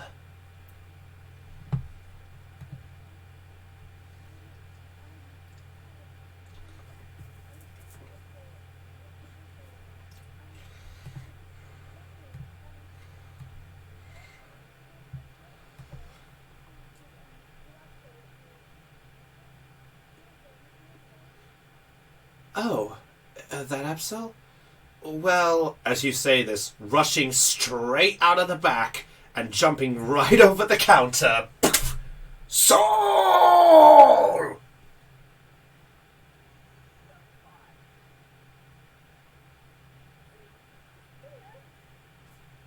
Soul!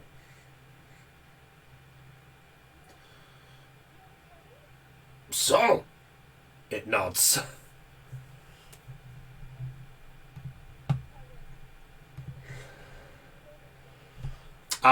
Oh right, yeah, I didn't change that. I will say, because of how long the time has gone by, a little, I would say as the time has gone on at this point, the injuries are completely healed.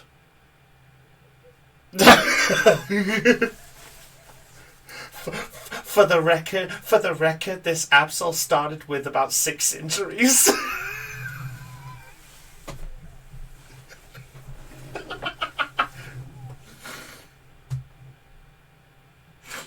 I told you, you said it when I gave you that experience. Dramatic flair, motherfucker.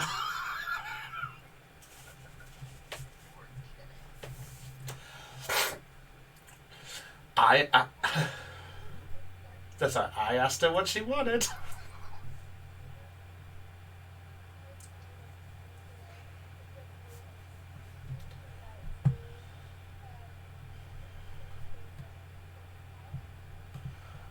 So,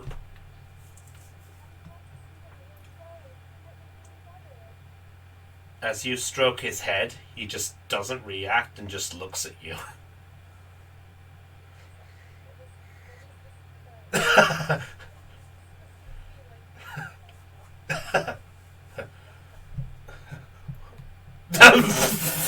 I didn't know Seal was a cat.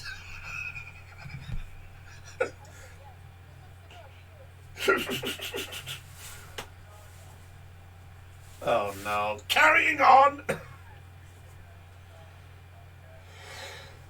Okay.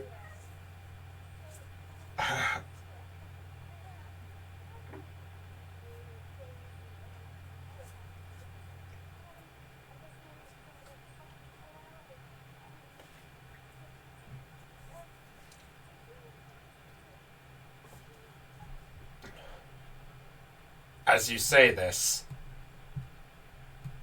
it runs straight upstairs.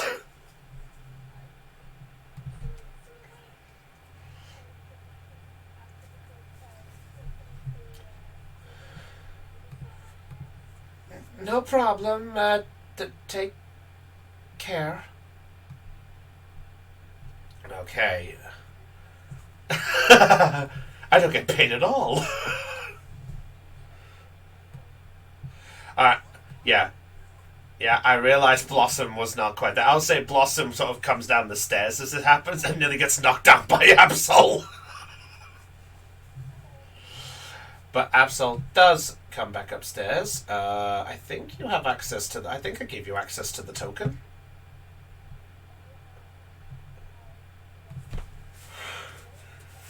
There we go, perfect. So Sia rushes straight up and, without even an instinct of thought, just stands right in front of the exact door where the others are waiting.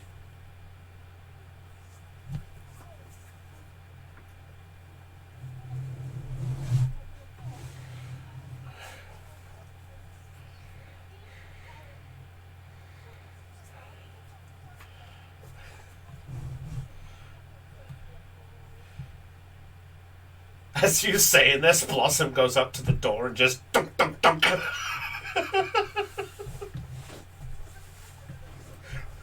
Don't, you are ready for this.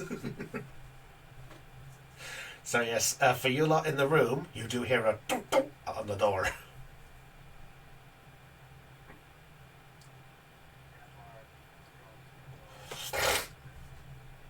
And you see the side. And as you do this, Absol rushes straight into the room.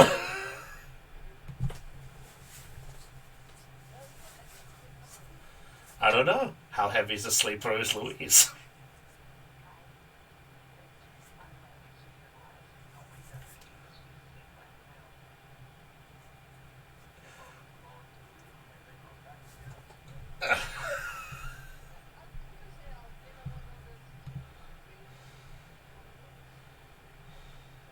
Fair enough. So are you pretending to be asleep at this point, or are you just going to wait for the conversation?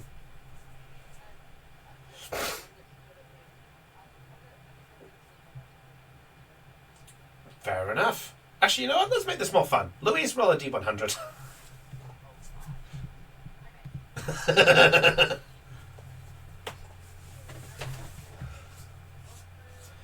D100.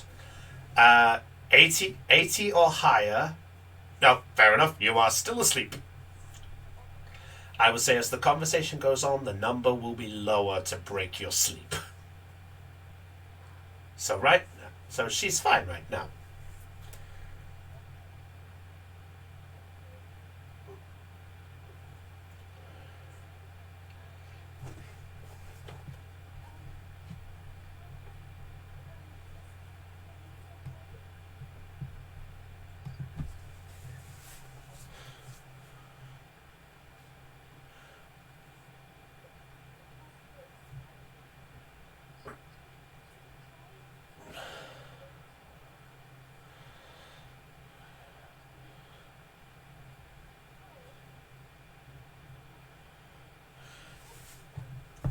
Yeah.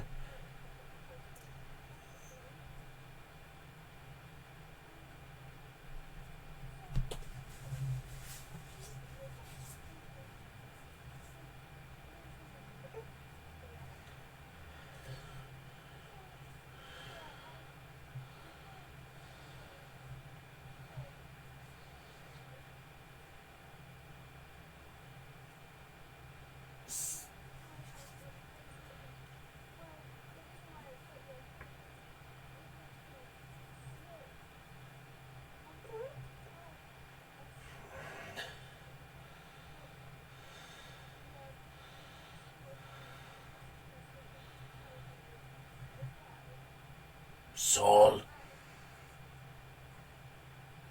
Absol stares at all of you in the room.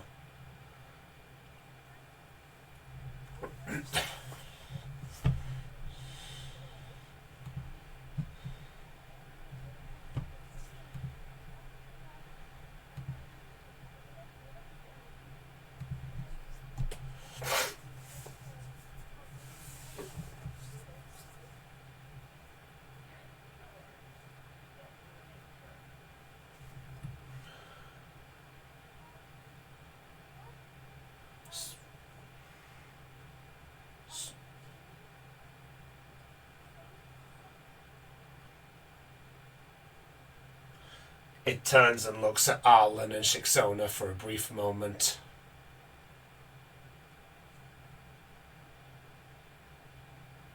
And just stares at them.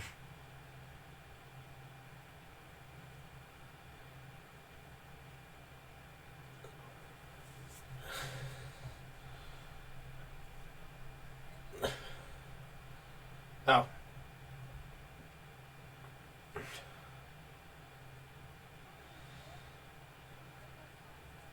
Alright.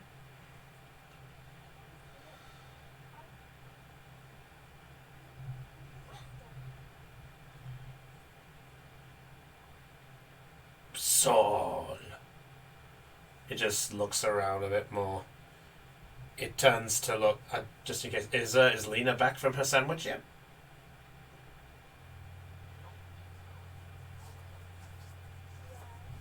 Fair enough. Okay. Sorry, I just didn't know if we were going on with this. Alright, okay. Holly. I would like you to roll a d20 for me, please.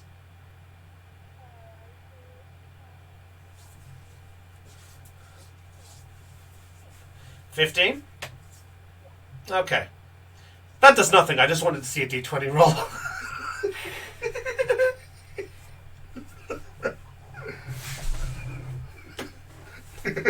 What? I had to... What? Okay, no, I'm joking. That really does do something. That does... No, don't worry. It is fine. It does do something. I just wanted to have some laugh because I could tell there's some tension.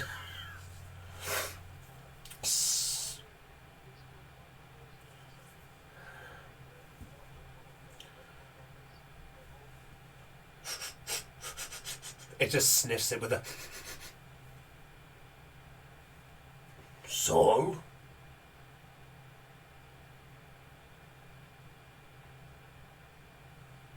It just looks at you and then back at the suite. Oh.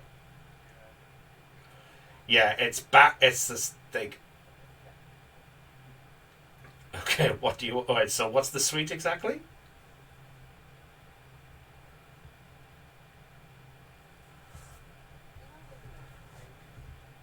Nah!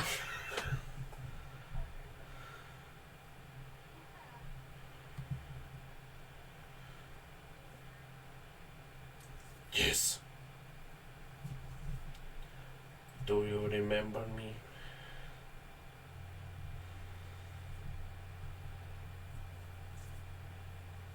Fair enough, he's just doing his thing then. Sorry, you can tell I'm trying what I can with this one. I'm sorry, guys. It just didn't help.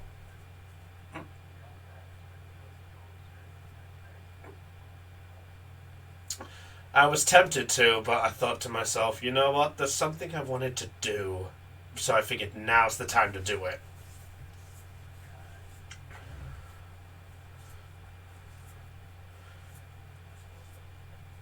Oh, sweet flavor. Yeah, I had a feeling you were. What flavor is it? So it's sweet. Okay. Um. Yeah, he's just in time. Sia at this point looks over and just goes a soul, looks at you, takes a small little nibble out of it, and there's soul, and just looks at you.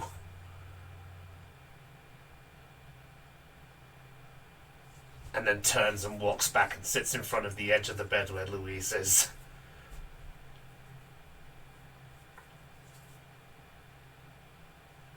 And then turns back to Holly.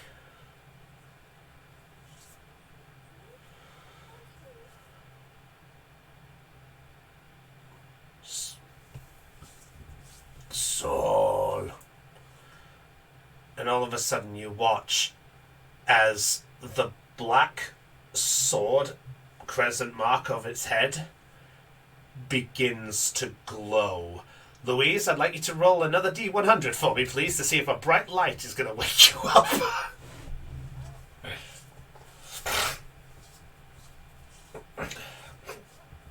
You are awake. So Louise just is like, bright light. Ah!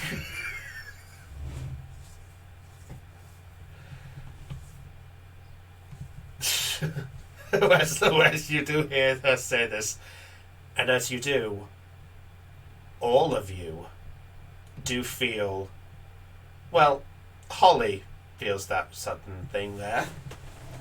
Give me 1 second here.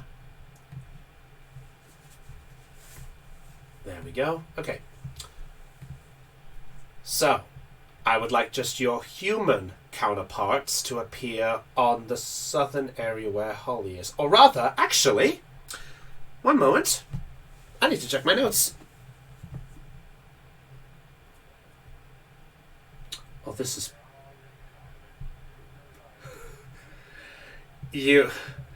Thean, you are actually correct. So, Shixona gets the island to the right of Absol. Yep, he's this one. Thank you.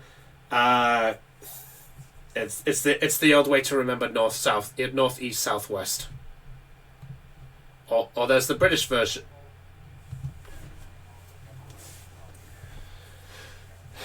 Yeah.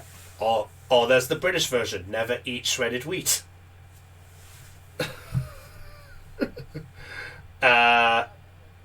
It does. It does.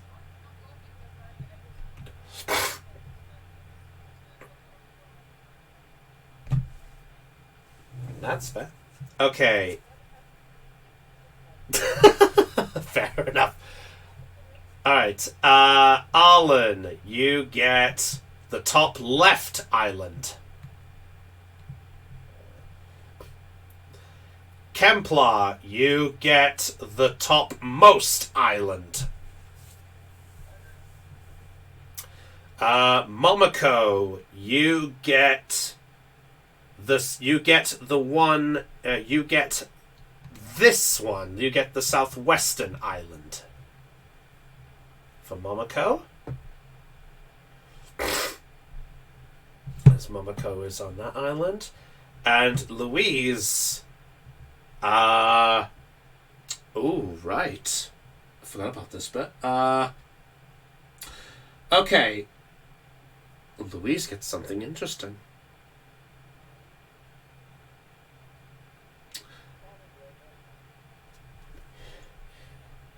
You actually spawn on the same island as Holly.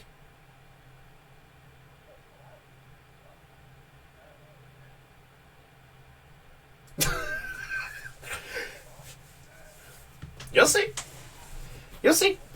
I am your dungeon master. Do you question my story? Fuck you, dumb bucket. Fair enough. Okay. So, all of a sudden, as all of you are met with a large gust blowing you your clothes, you feel the force blowing against your skin. Not like it's sort of a heavy one, but it's almost like as if the wind picked up and is sort of beginning to like... It's that strong wind where you can actually see like things being sort of... Not tornado level, obviously, but kind of like that strong wind where it's like it pushes you back but doesn't lift up like cars or anything crazy. Then all of us... No. Thank you. Thank you. Sorry, I'm tired. So, as it does, all of you then slowly begin to see your eyes open. And all of a sudden... Well, to Holly, sees a familiar sight. To the rest of you, you can see exactly what you see here.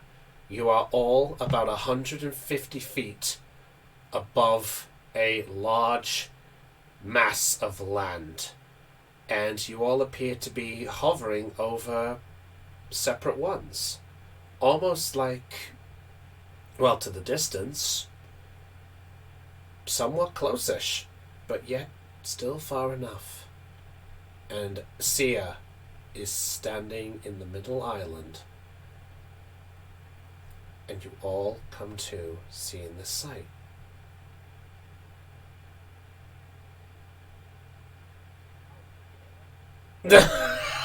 Donk! Yeah, so put...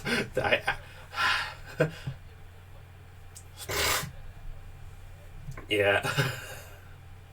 No. So, all of this, and Holly, you suddenly see manifesting to the side of you, Louise.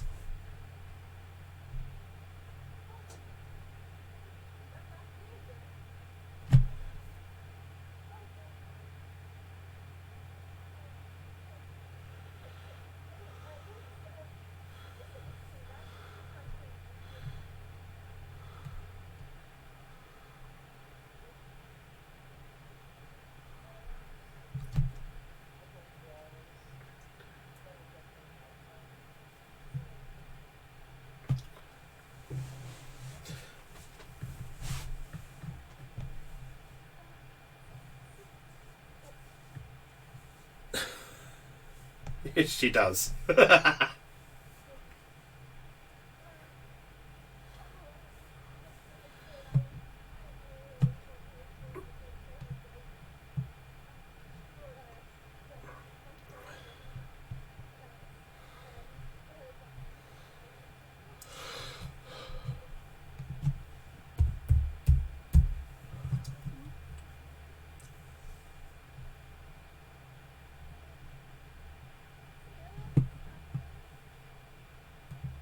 Slowly it looks up and goes, "So you have arrived. That's good."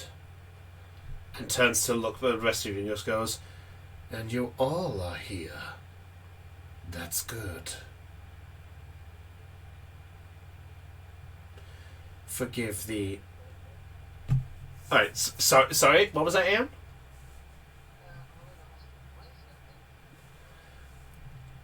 Forgive me. I should properly introduce myself exactly. As you know, I am the one that Holly calls Sia. In reality, I am the one chosen by the Swords of Justice to wield their power.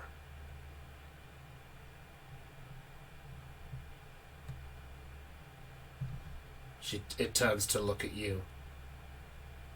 Ah, the lady from the Land of the Swords. Interesting. I sense you have some knowledge of them.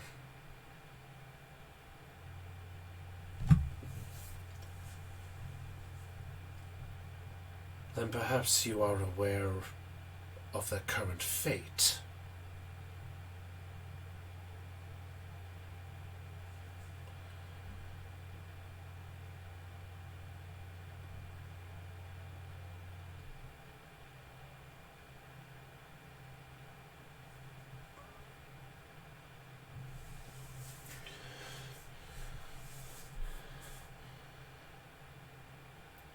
Well, some sad news to pass is all 4 of the swords have sadly passed on.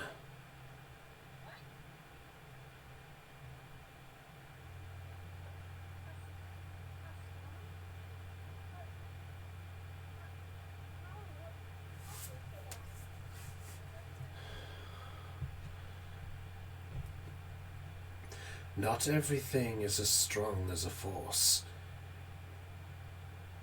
Everything can be taken down with the right means to do so. After all, a human can be taken down with such as a weapon to their gut, or even a strike to the heart, can they not?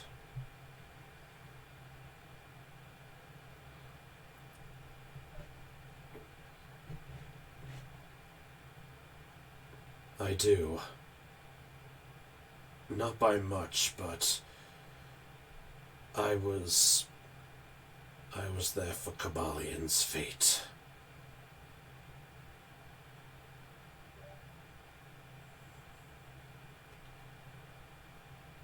Maybe we should go to the others. I'm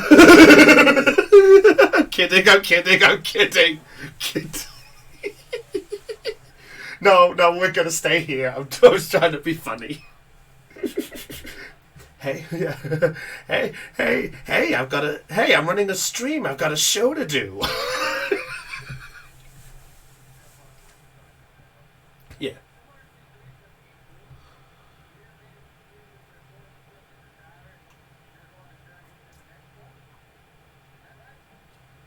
Deep Blue, you have met the Kyogre's chosen.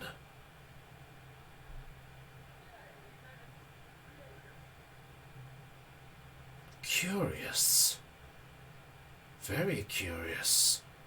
The fact that Deep Blue would choose to show himself.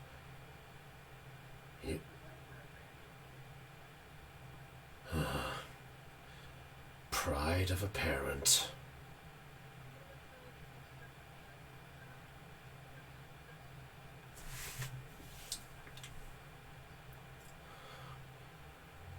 I see.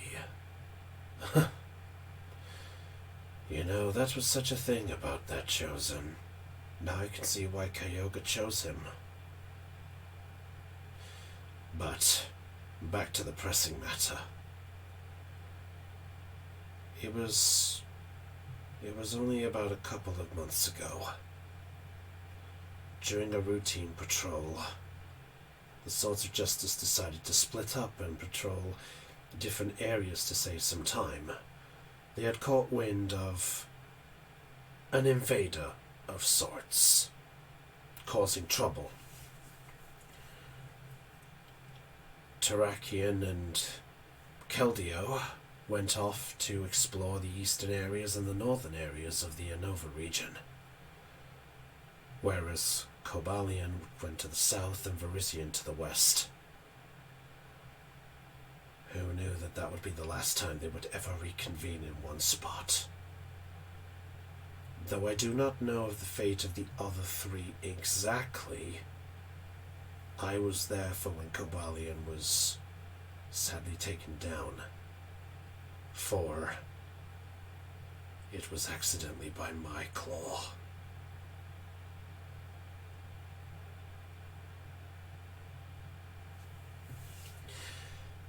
Please, allow me a moment to speak.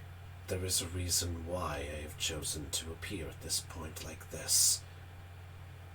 If you at least hear my story and you can judge me afterwards. But I just want you to know that no matter what I say, I still intend to trust what my friend will truly want me to be. Looks over at you, Holly, as she speaks.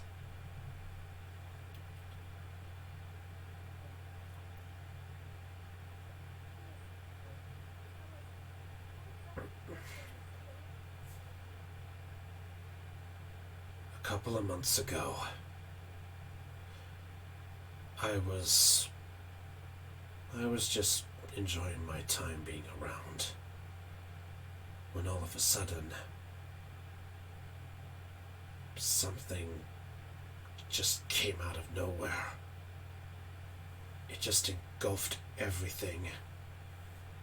It was an entire sea of fire.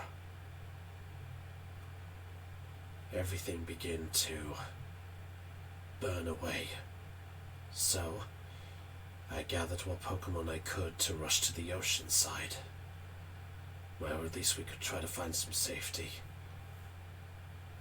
But that was when things took a turn for the worst. Within not even a moment to react, something crashed against me, knocked me to the ground, and blinded me. I then began to feel pain, a sithering, burning pain, and when my eyes came to, I saw a figure in front of me. They looked almost the same, and yet something was off about them. In a spurt of rage, I tried to defend the other Pokemon that were with me. But alas, I struck the mortal wound of Cobalion. He had apparently been wounded by something, and as it struck, there was some stupid laughter. It cackled, and it sounded like it just won the battle as it just ran away. And I can still remember the final words they said before they flew off.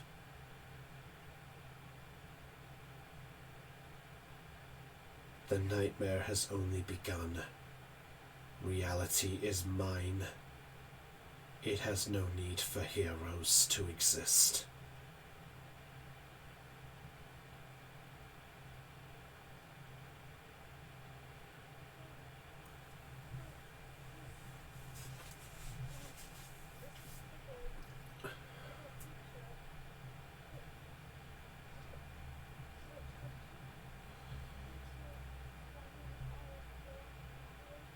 It did, to my dismay.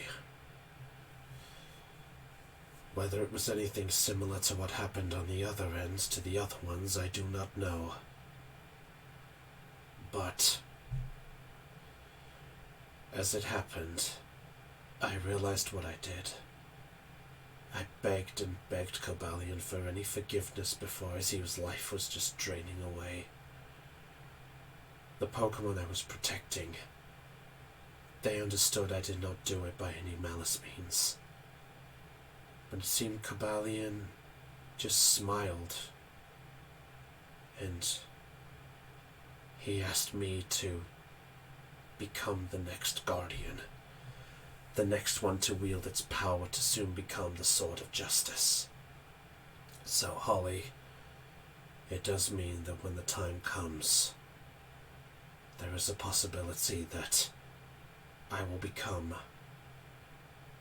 a member of the Swords of Justice.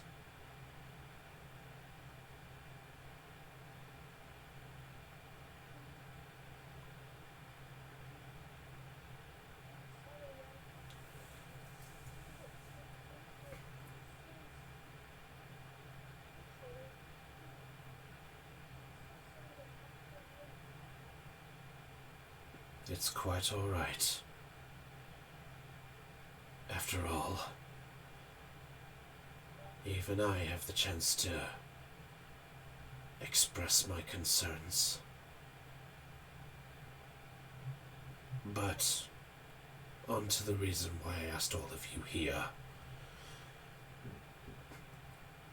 Do any of you know exactly where all of you are? Besides a dream. To those who have not done this roll a general education check for me, please. Yeah. That's Louise with a max roll.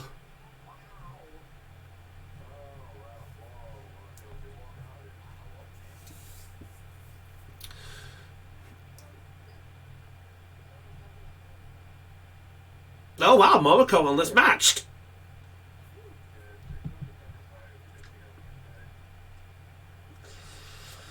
By the way, I'm sorry.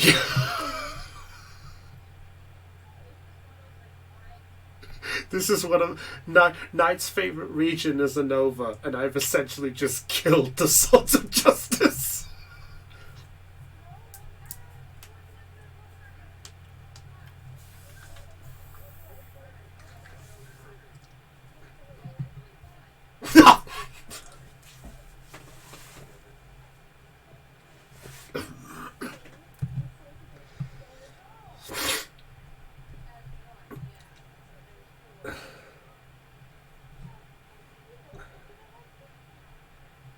Cotlol, goddammit.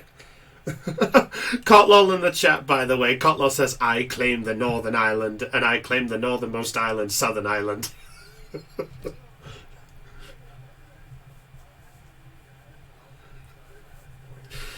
That's not what it is, motherfucker. Let me explain my story. So, Seer at this point looks over and just goes, to those who've rolled under a 20, you do not know what that is. However, Louise and Momoko, though you may not know where this place is, you do sense there is at least some familiarity with the islands that you see. For Momoko, you suddenly feel like there is a sense of a large burned tower type of feeling. And for Louise, something about the other side seems familiar, but you can't pinpoint exactly where.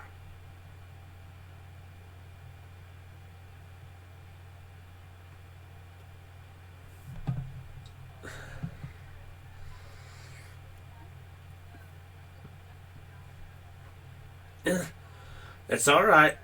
Alright, and for Shixona, while not exactly known where, you have heard of at least a...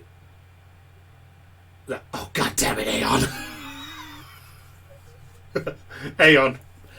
Aeon, run. I'll hold knife for 10 seconds.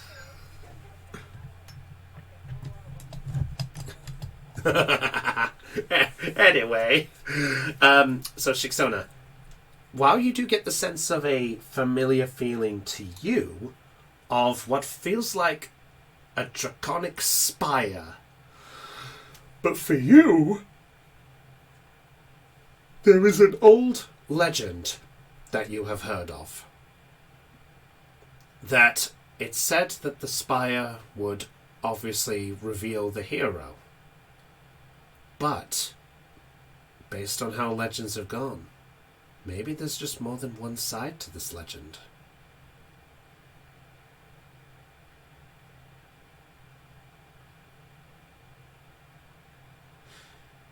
Sia turns to look at all of you and goes, where you are residing right now is a space that only select few may enter. This is known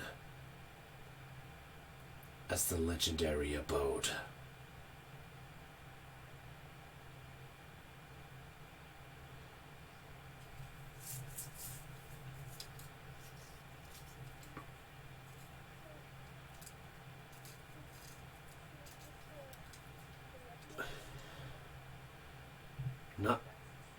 Not live.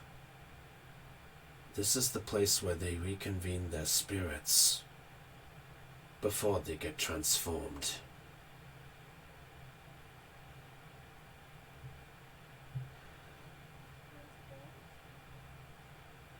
Into their legendary counterparts.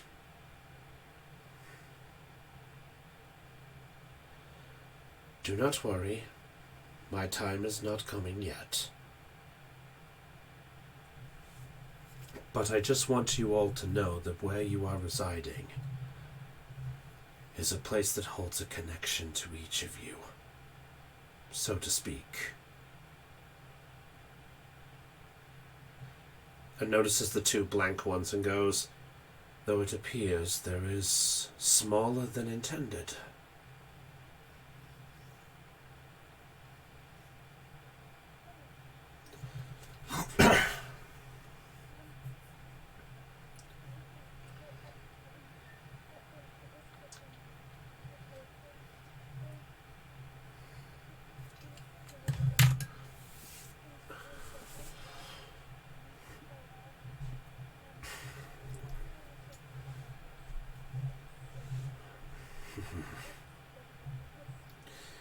So it appears that I may have to use some time to do that too.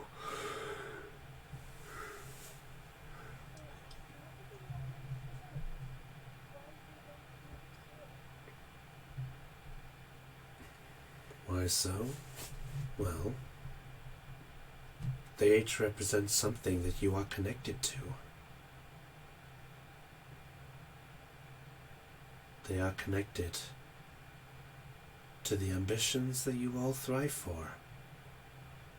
And shall we say, the power that connects that too. It probably sounds so confusing, so allow me to explain. And looks over at Shixona to start with. To Shixona Volpe. To you, your straightforwardness and your desire to go straight for a goal is a noble trait. One that should never be overlooked. Looks over at Kemplar. To you, Kemplar Mahina. Your dedication to the love for your friends is a noble trait, showing that you care and see the good in no matter what type of heart. Turns to Arlen. To you, Arlen DeLowry. I was not going to try. For the record. No. No. Fine. To you, Arlen. While you tend to keep yourself back, you tend to keep the one thing that is your biggest weakness as a source of strength. Not many would face that with a straightforward attitude, too. Turns to Momoko.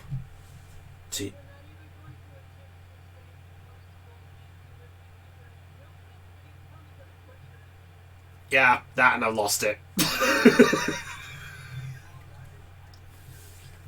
Thank you.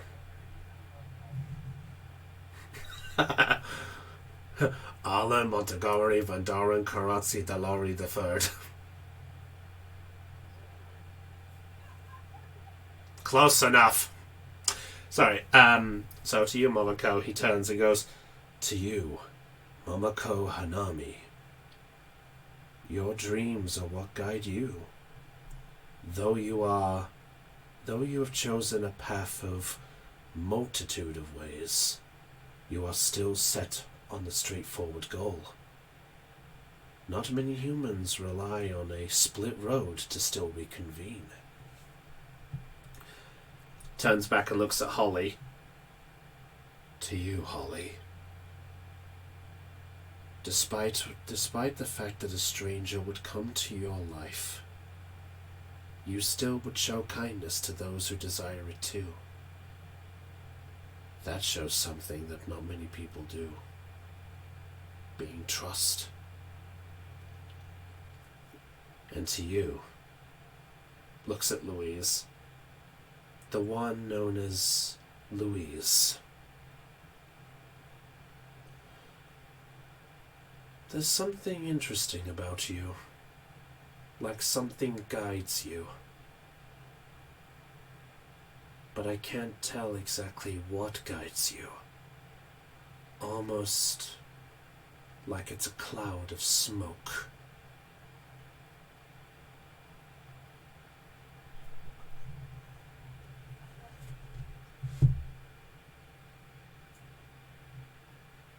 And in the process of those memories lost,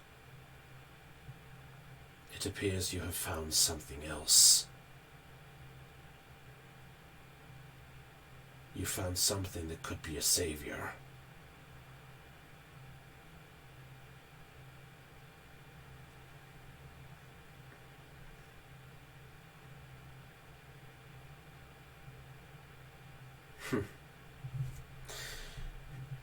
Worry not. I am not here to lecture. I am only here to impede my advice and some of my words. To all of you, you have all heard my story. You have all heard my part. You are welcome to make your judgment on me. But I at least did my part, and at least told you the truth of what you wanted to know. And that is, if I choose to travel with Holly still, there is a possibility that what may have caused some problems could be coming after, well, could be coming after you, if I'm to travel.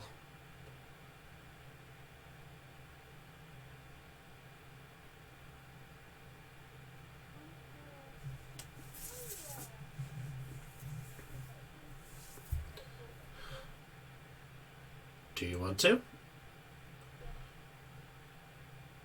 You can. Nothing's stopping you. Nobody asked. No, you. Yeah, exactly.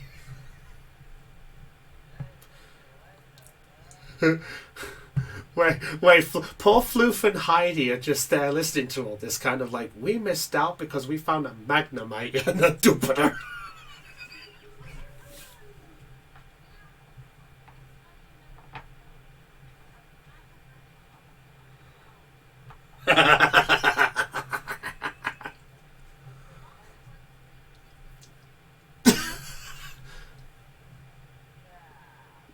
Well,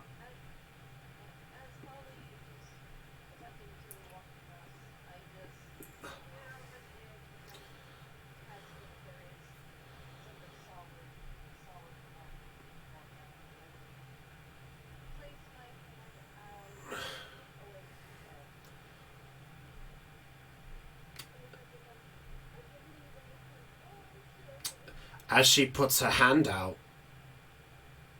there is no ground for her.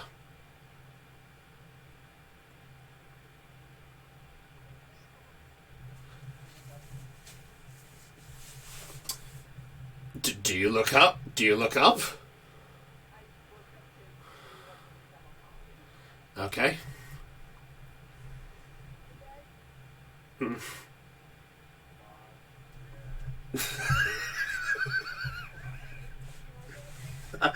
Don't count on it. Magic 8 Ball. Alright, yes, sorry. Carry on.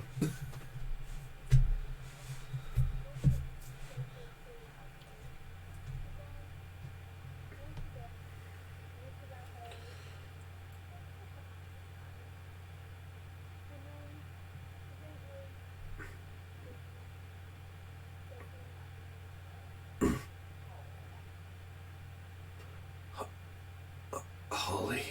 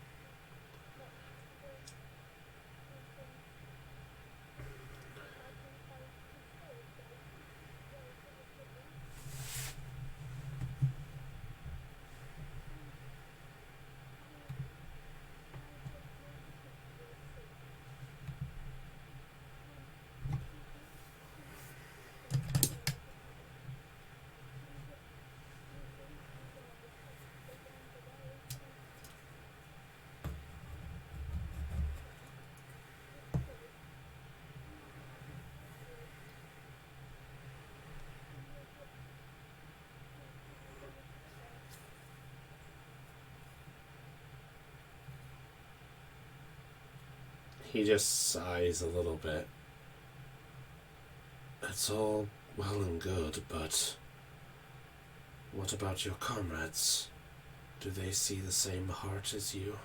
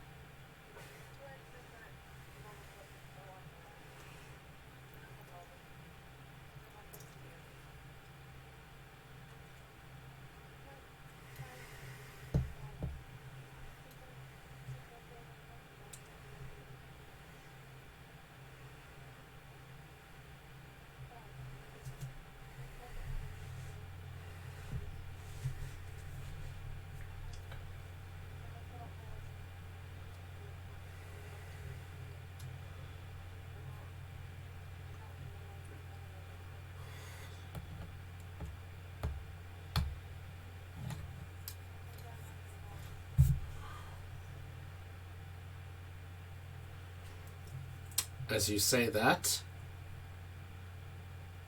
where your hand sort of was, you can now feel the ground.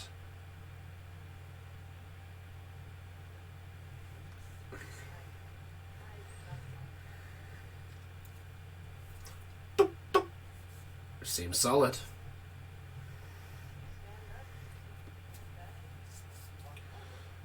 Okay.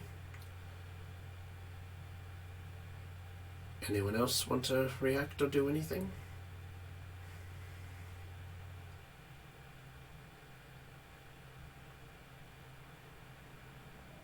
Well, I know Shiksona's been rather quiet.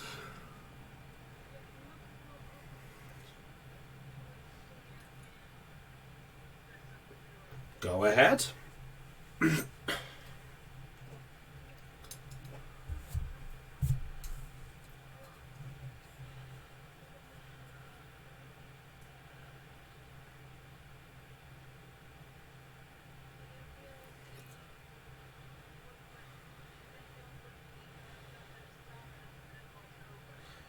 Yep. Well, at first it wasn't, but as you finish saying, now it becomes solid.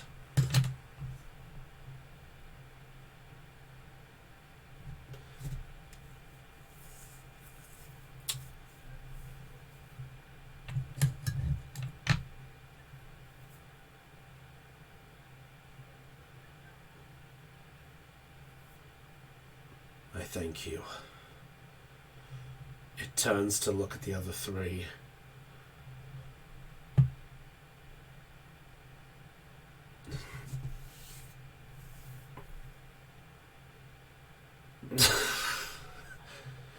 Yeah.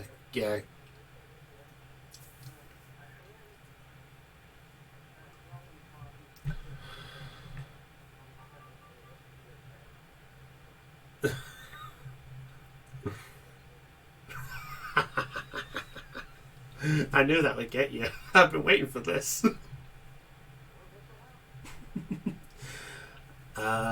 Shixona, what about you?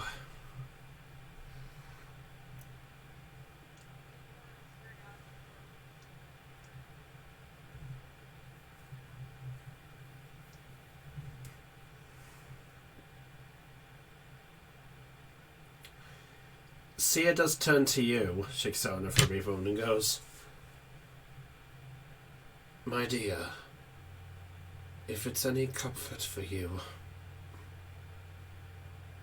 know that while I may not know what the others will be, know that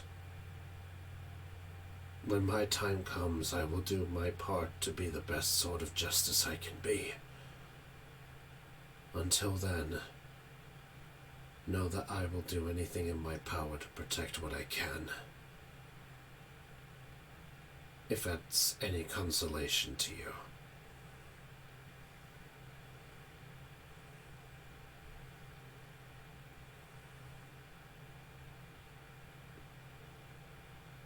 What do you mean?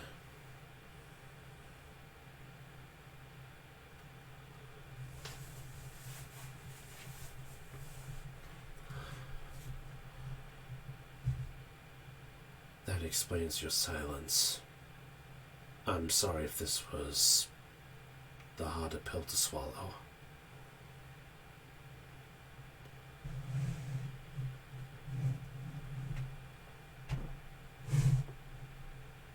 At that point, Shixona, you do see the ground be a bit more solid to you.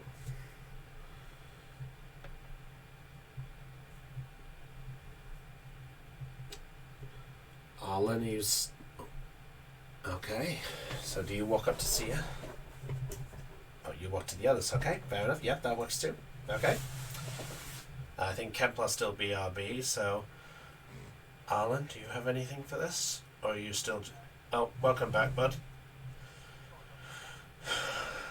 Hi, back.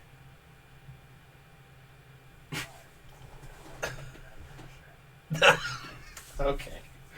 So, the four girls have done something. Kempler, Arlen, do any of you have anything to add to any of this?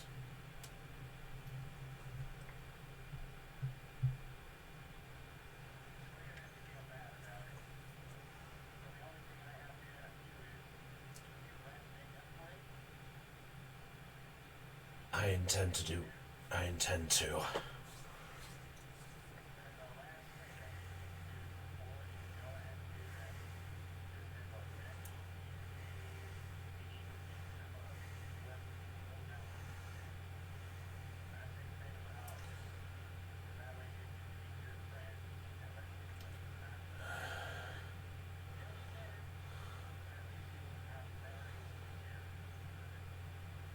He turns to look over at Holly,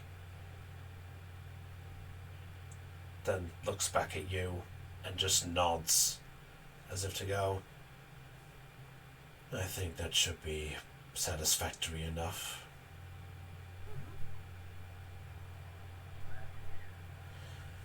And for you, the ground has become more solid too, if you wish to move. He joins up the others. Fair enough. Sheesh. That's the only time I'll ever. Not now. Not now. I'm glad you're not here. I would drop you into the water right now.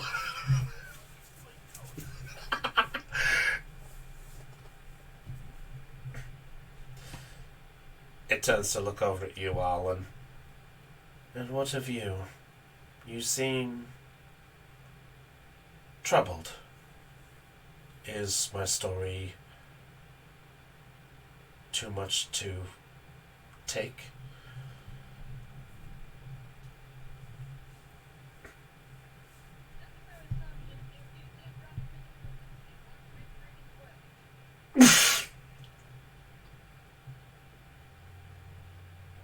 Okay.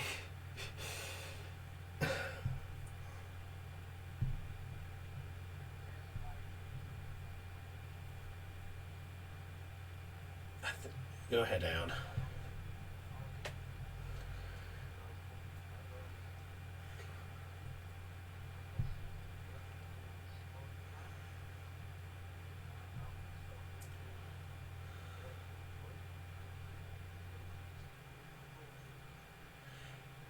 For a moment, it looked like that the ground was not going to be more solid when you said that. But the moment that you said walk forward, the ground becomes more solid for you.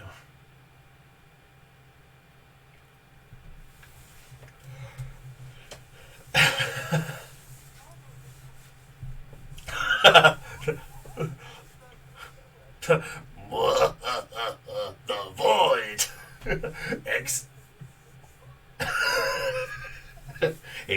He didn't believe hard enough.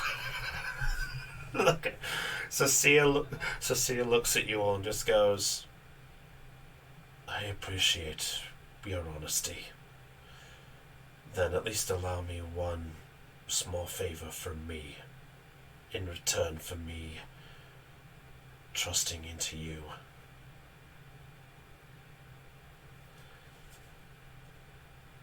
If anything is to happen to me, at least promise me that you will continue the right of justice.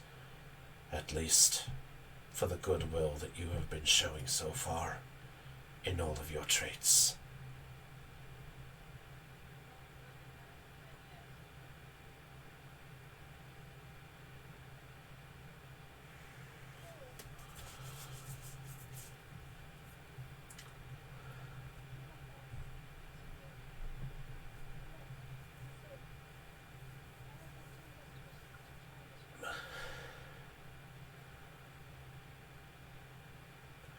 Then that's all I really needed to hear. Then allow me to... Oh, sorry, go ahead, Lena. Go ahead.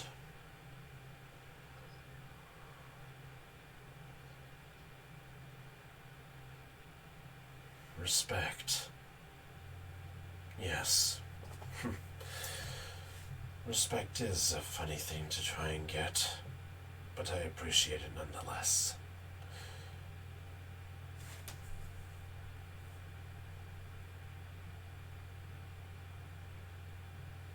Thank you. Anyway, I think I kept you all long enough. I think I've said what I needed to say. Just, I hope what I said wasn't either too much or too distraughting.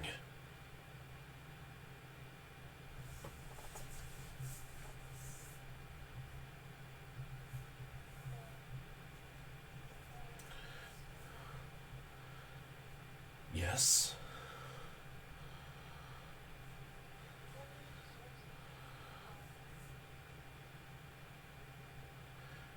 By that you mean Pokemon chosen by legendaries? I would assume one for every legendary that had been passed on. It's hard to say an exact number, but I think to my last recollection, I think there were at least 15 to my last over all of the regions.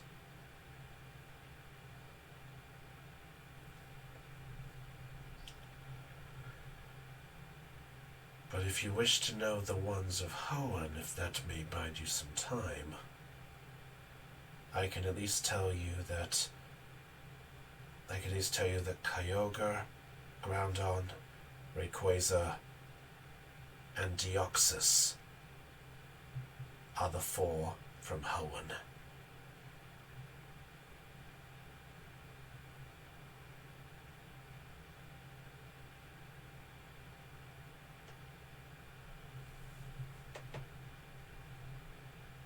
I do not know beyond what I have not seen. I just have seen I've seen some stuff when I was walking around before I found residency with Holly.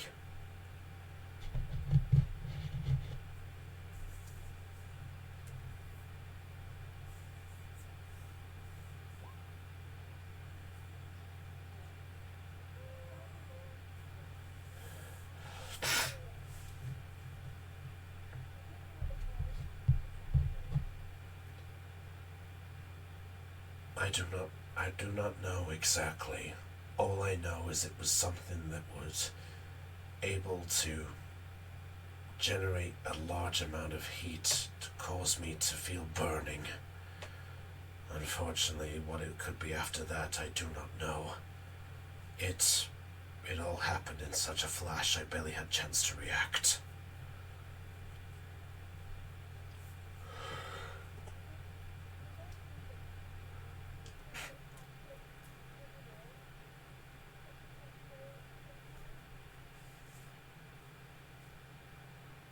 I wouldn't put it past it, but it's hard to say at this point. Maybe there'd be something to find when we get the opportunity.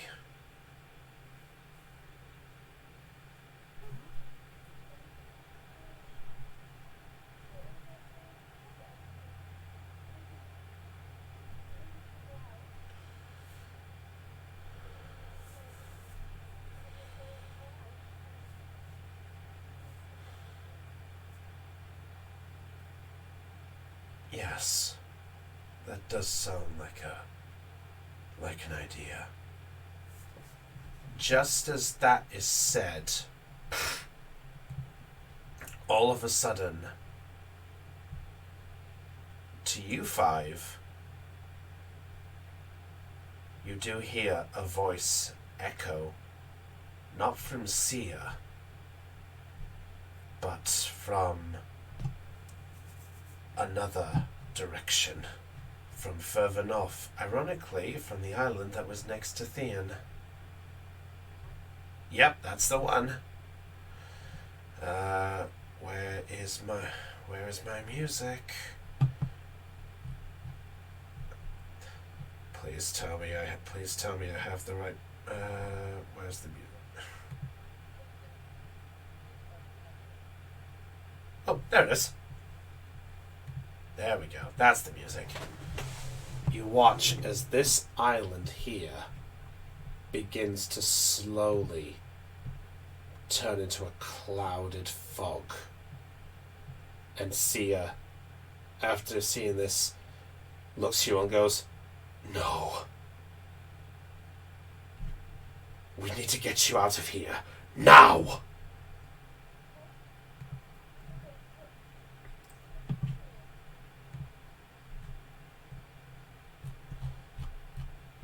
At that point, you begin to hear a voice echo down and goes, "Now, Sia. This is not very becoming of you. Letting humans into here." Where has he gone?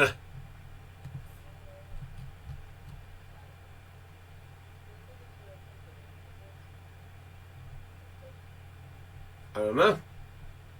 Who do you think?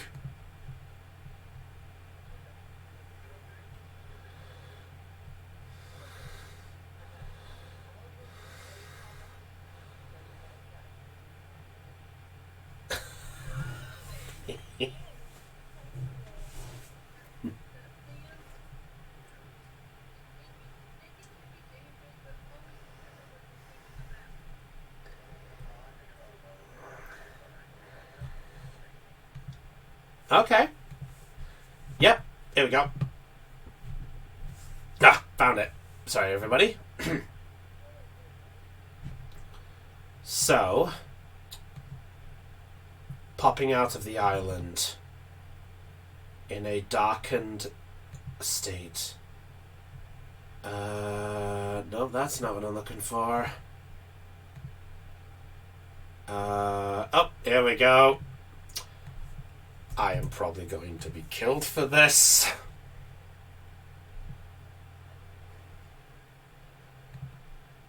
Just give me 1 minute to do something. Okay, that's good. Alright. Popping up with a pair of yellow eyes.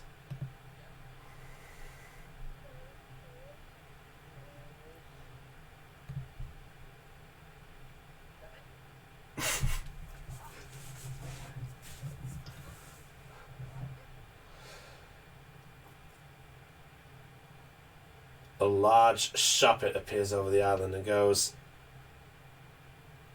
"Chosen of Kobalion. It appears I don't have to go that far. You know my master's been looking for you."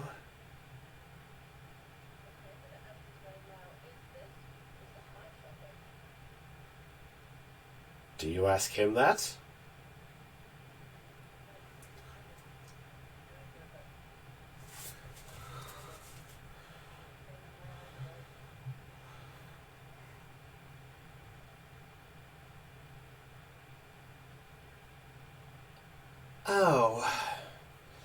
Oh dear, I was so hoping to avoid this. Why did you have to be here? And that's where we'll end tonight's session.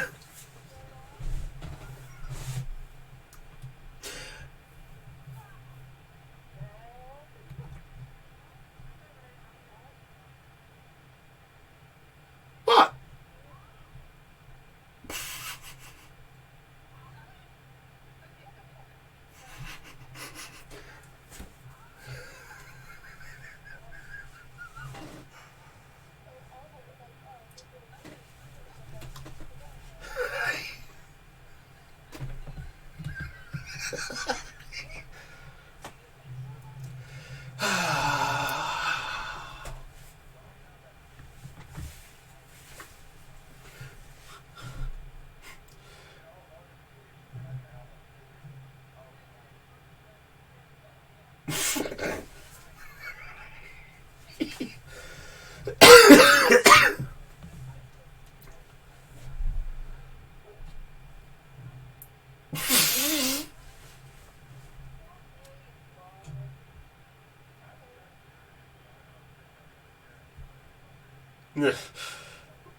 Well,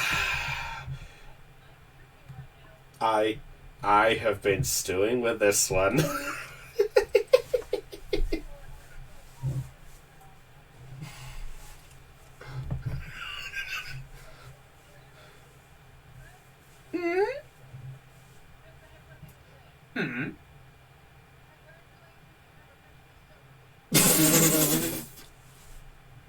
Well, I guess we'll just have to wait and see where this is going. So, ladies and gentlemen, what is the appearance of Puppet doing here in this legendary abode?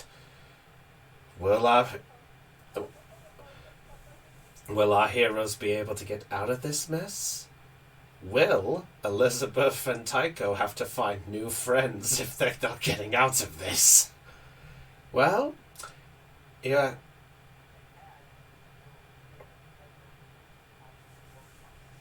That is a fair enough point. Well, you'll have to tune in next time to find out. So guess what, my friends? Perception's rolled low. I think it's time for me to go. But with that, because I think I'm going to need a fucking head start. but with that said,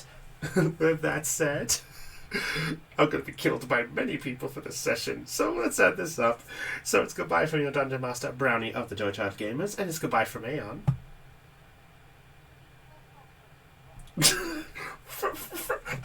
From Caitlin.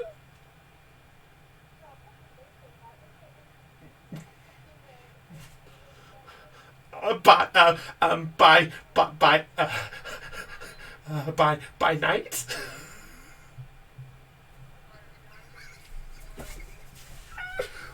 Um, by floof. By Heidi. Oh no. Um, from from Dell.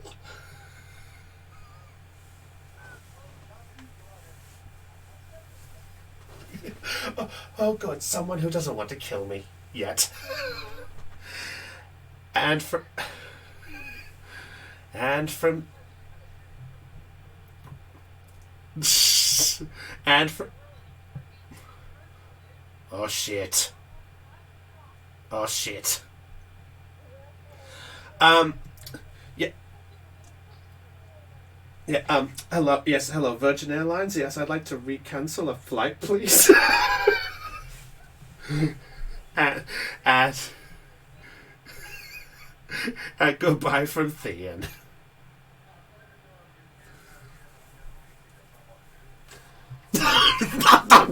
Don't.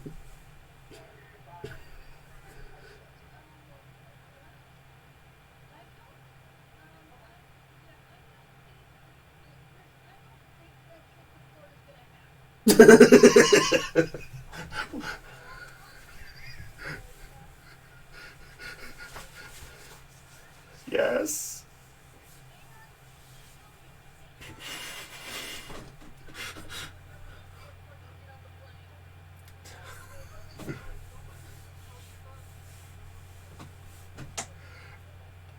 Oh.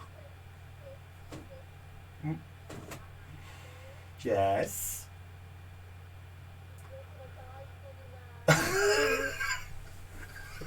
Yeah. Yes. Guess what? I know I'm going to die, but guess what? I only have 2 words to wrap up this stream. Worth it. Well, if that's...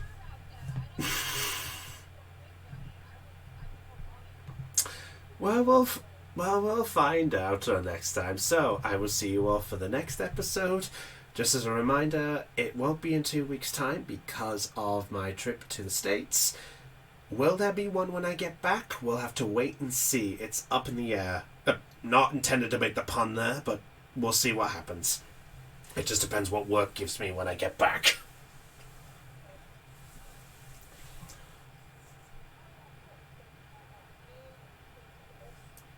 Yeah.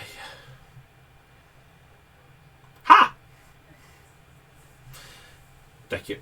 Anyway, with that said, this is Brody of the Joy Charge Gamers signing off on Let's Roll Live Pokeception Check. Stay charged. Catch you all later. And remember, my friends, you best roll high, because otherwise, the surprise is nigh. Goodbye.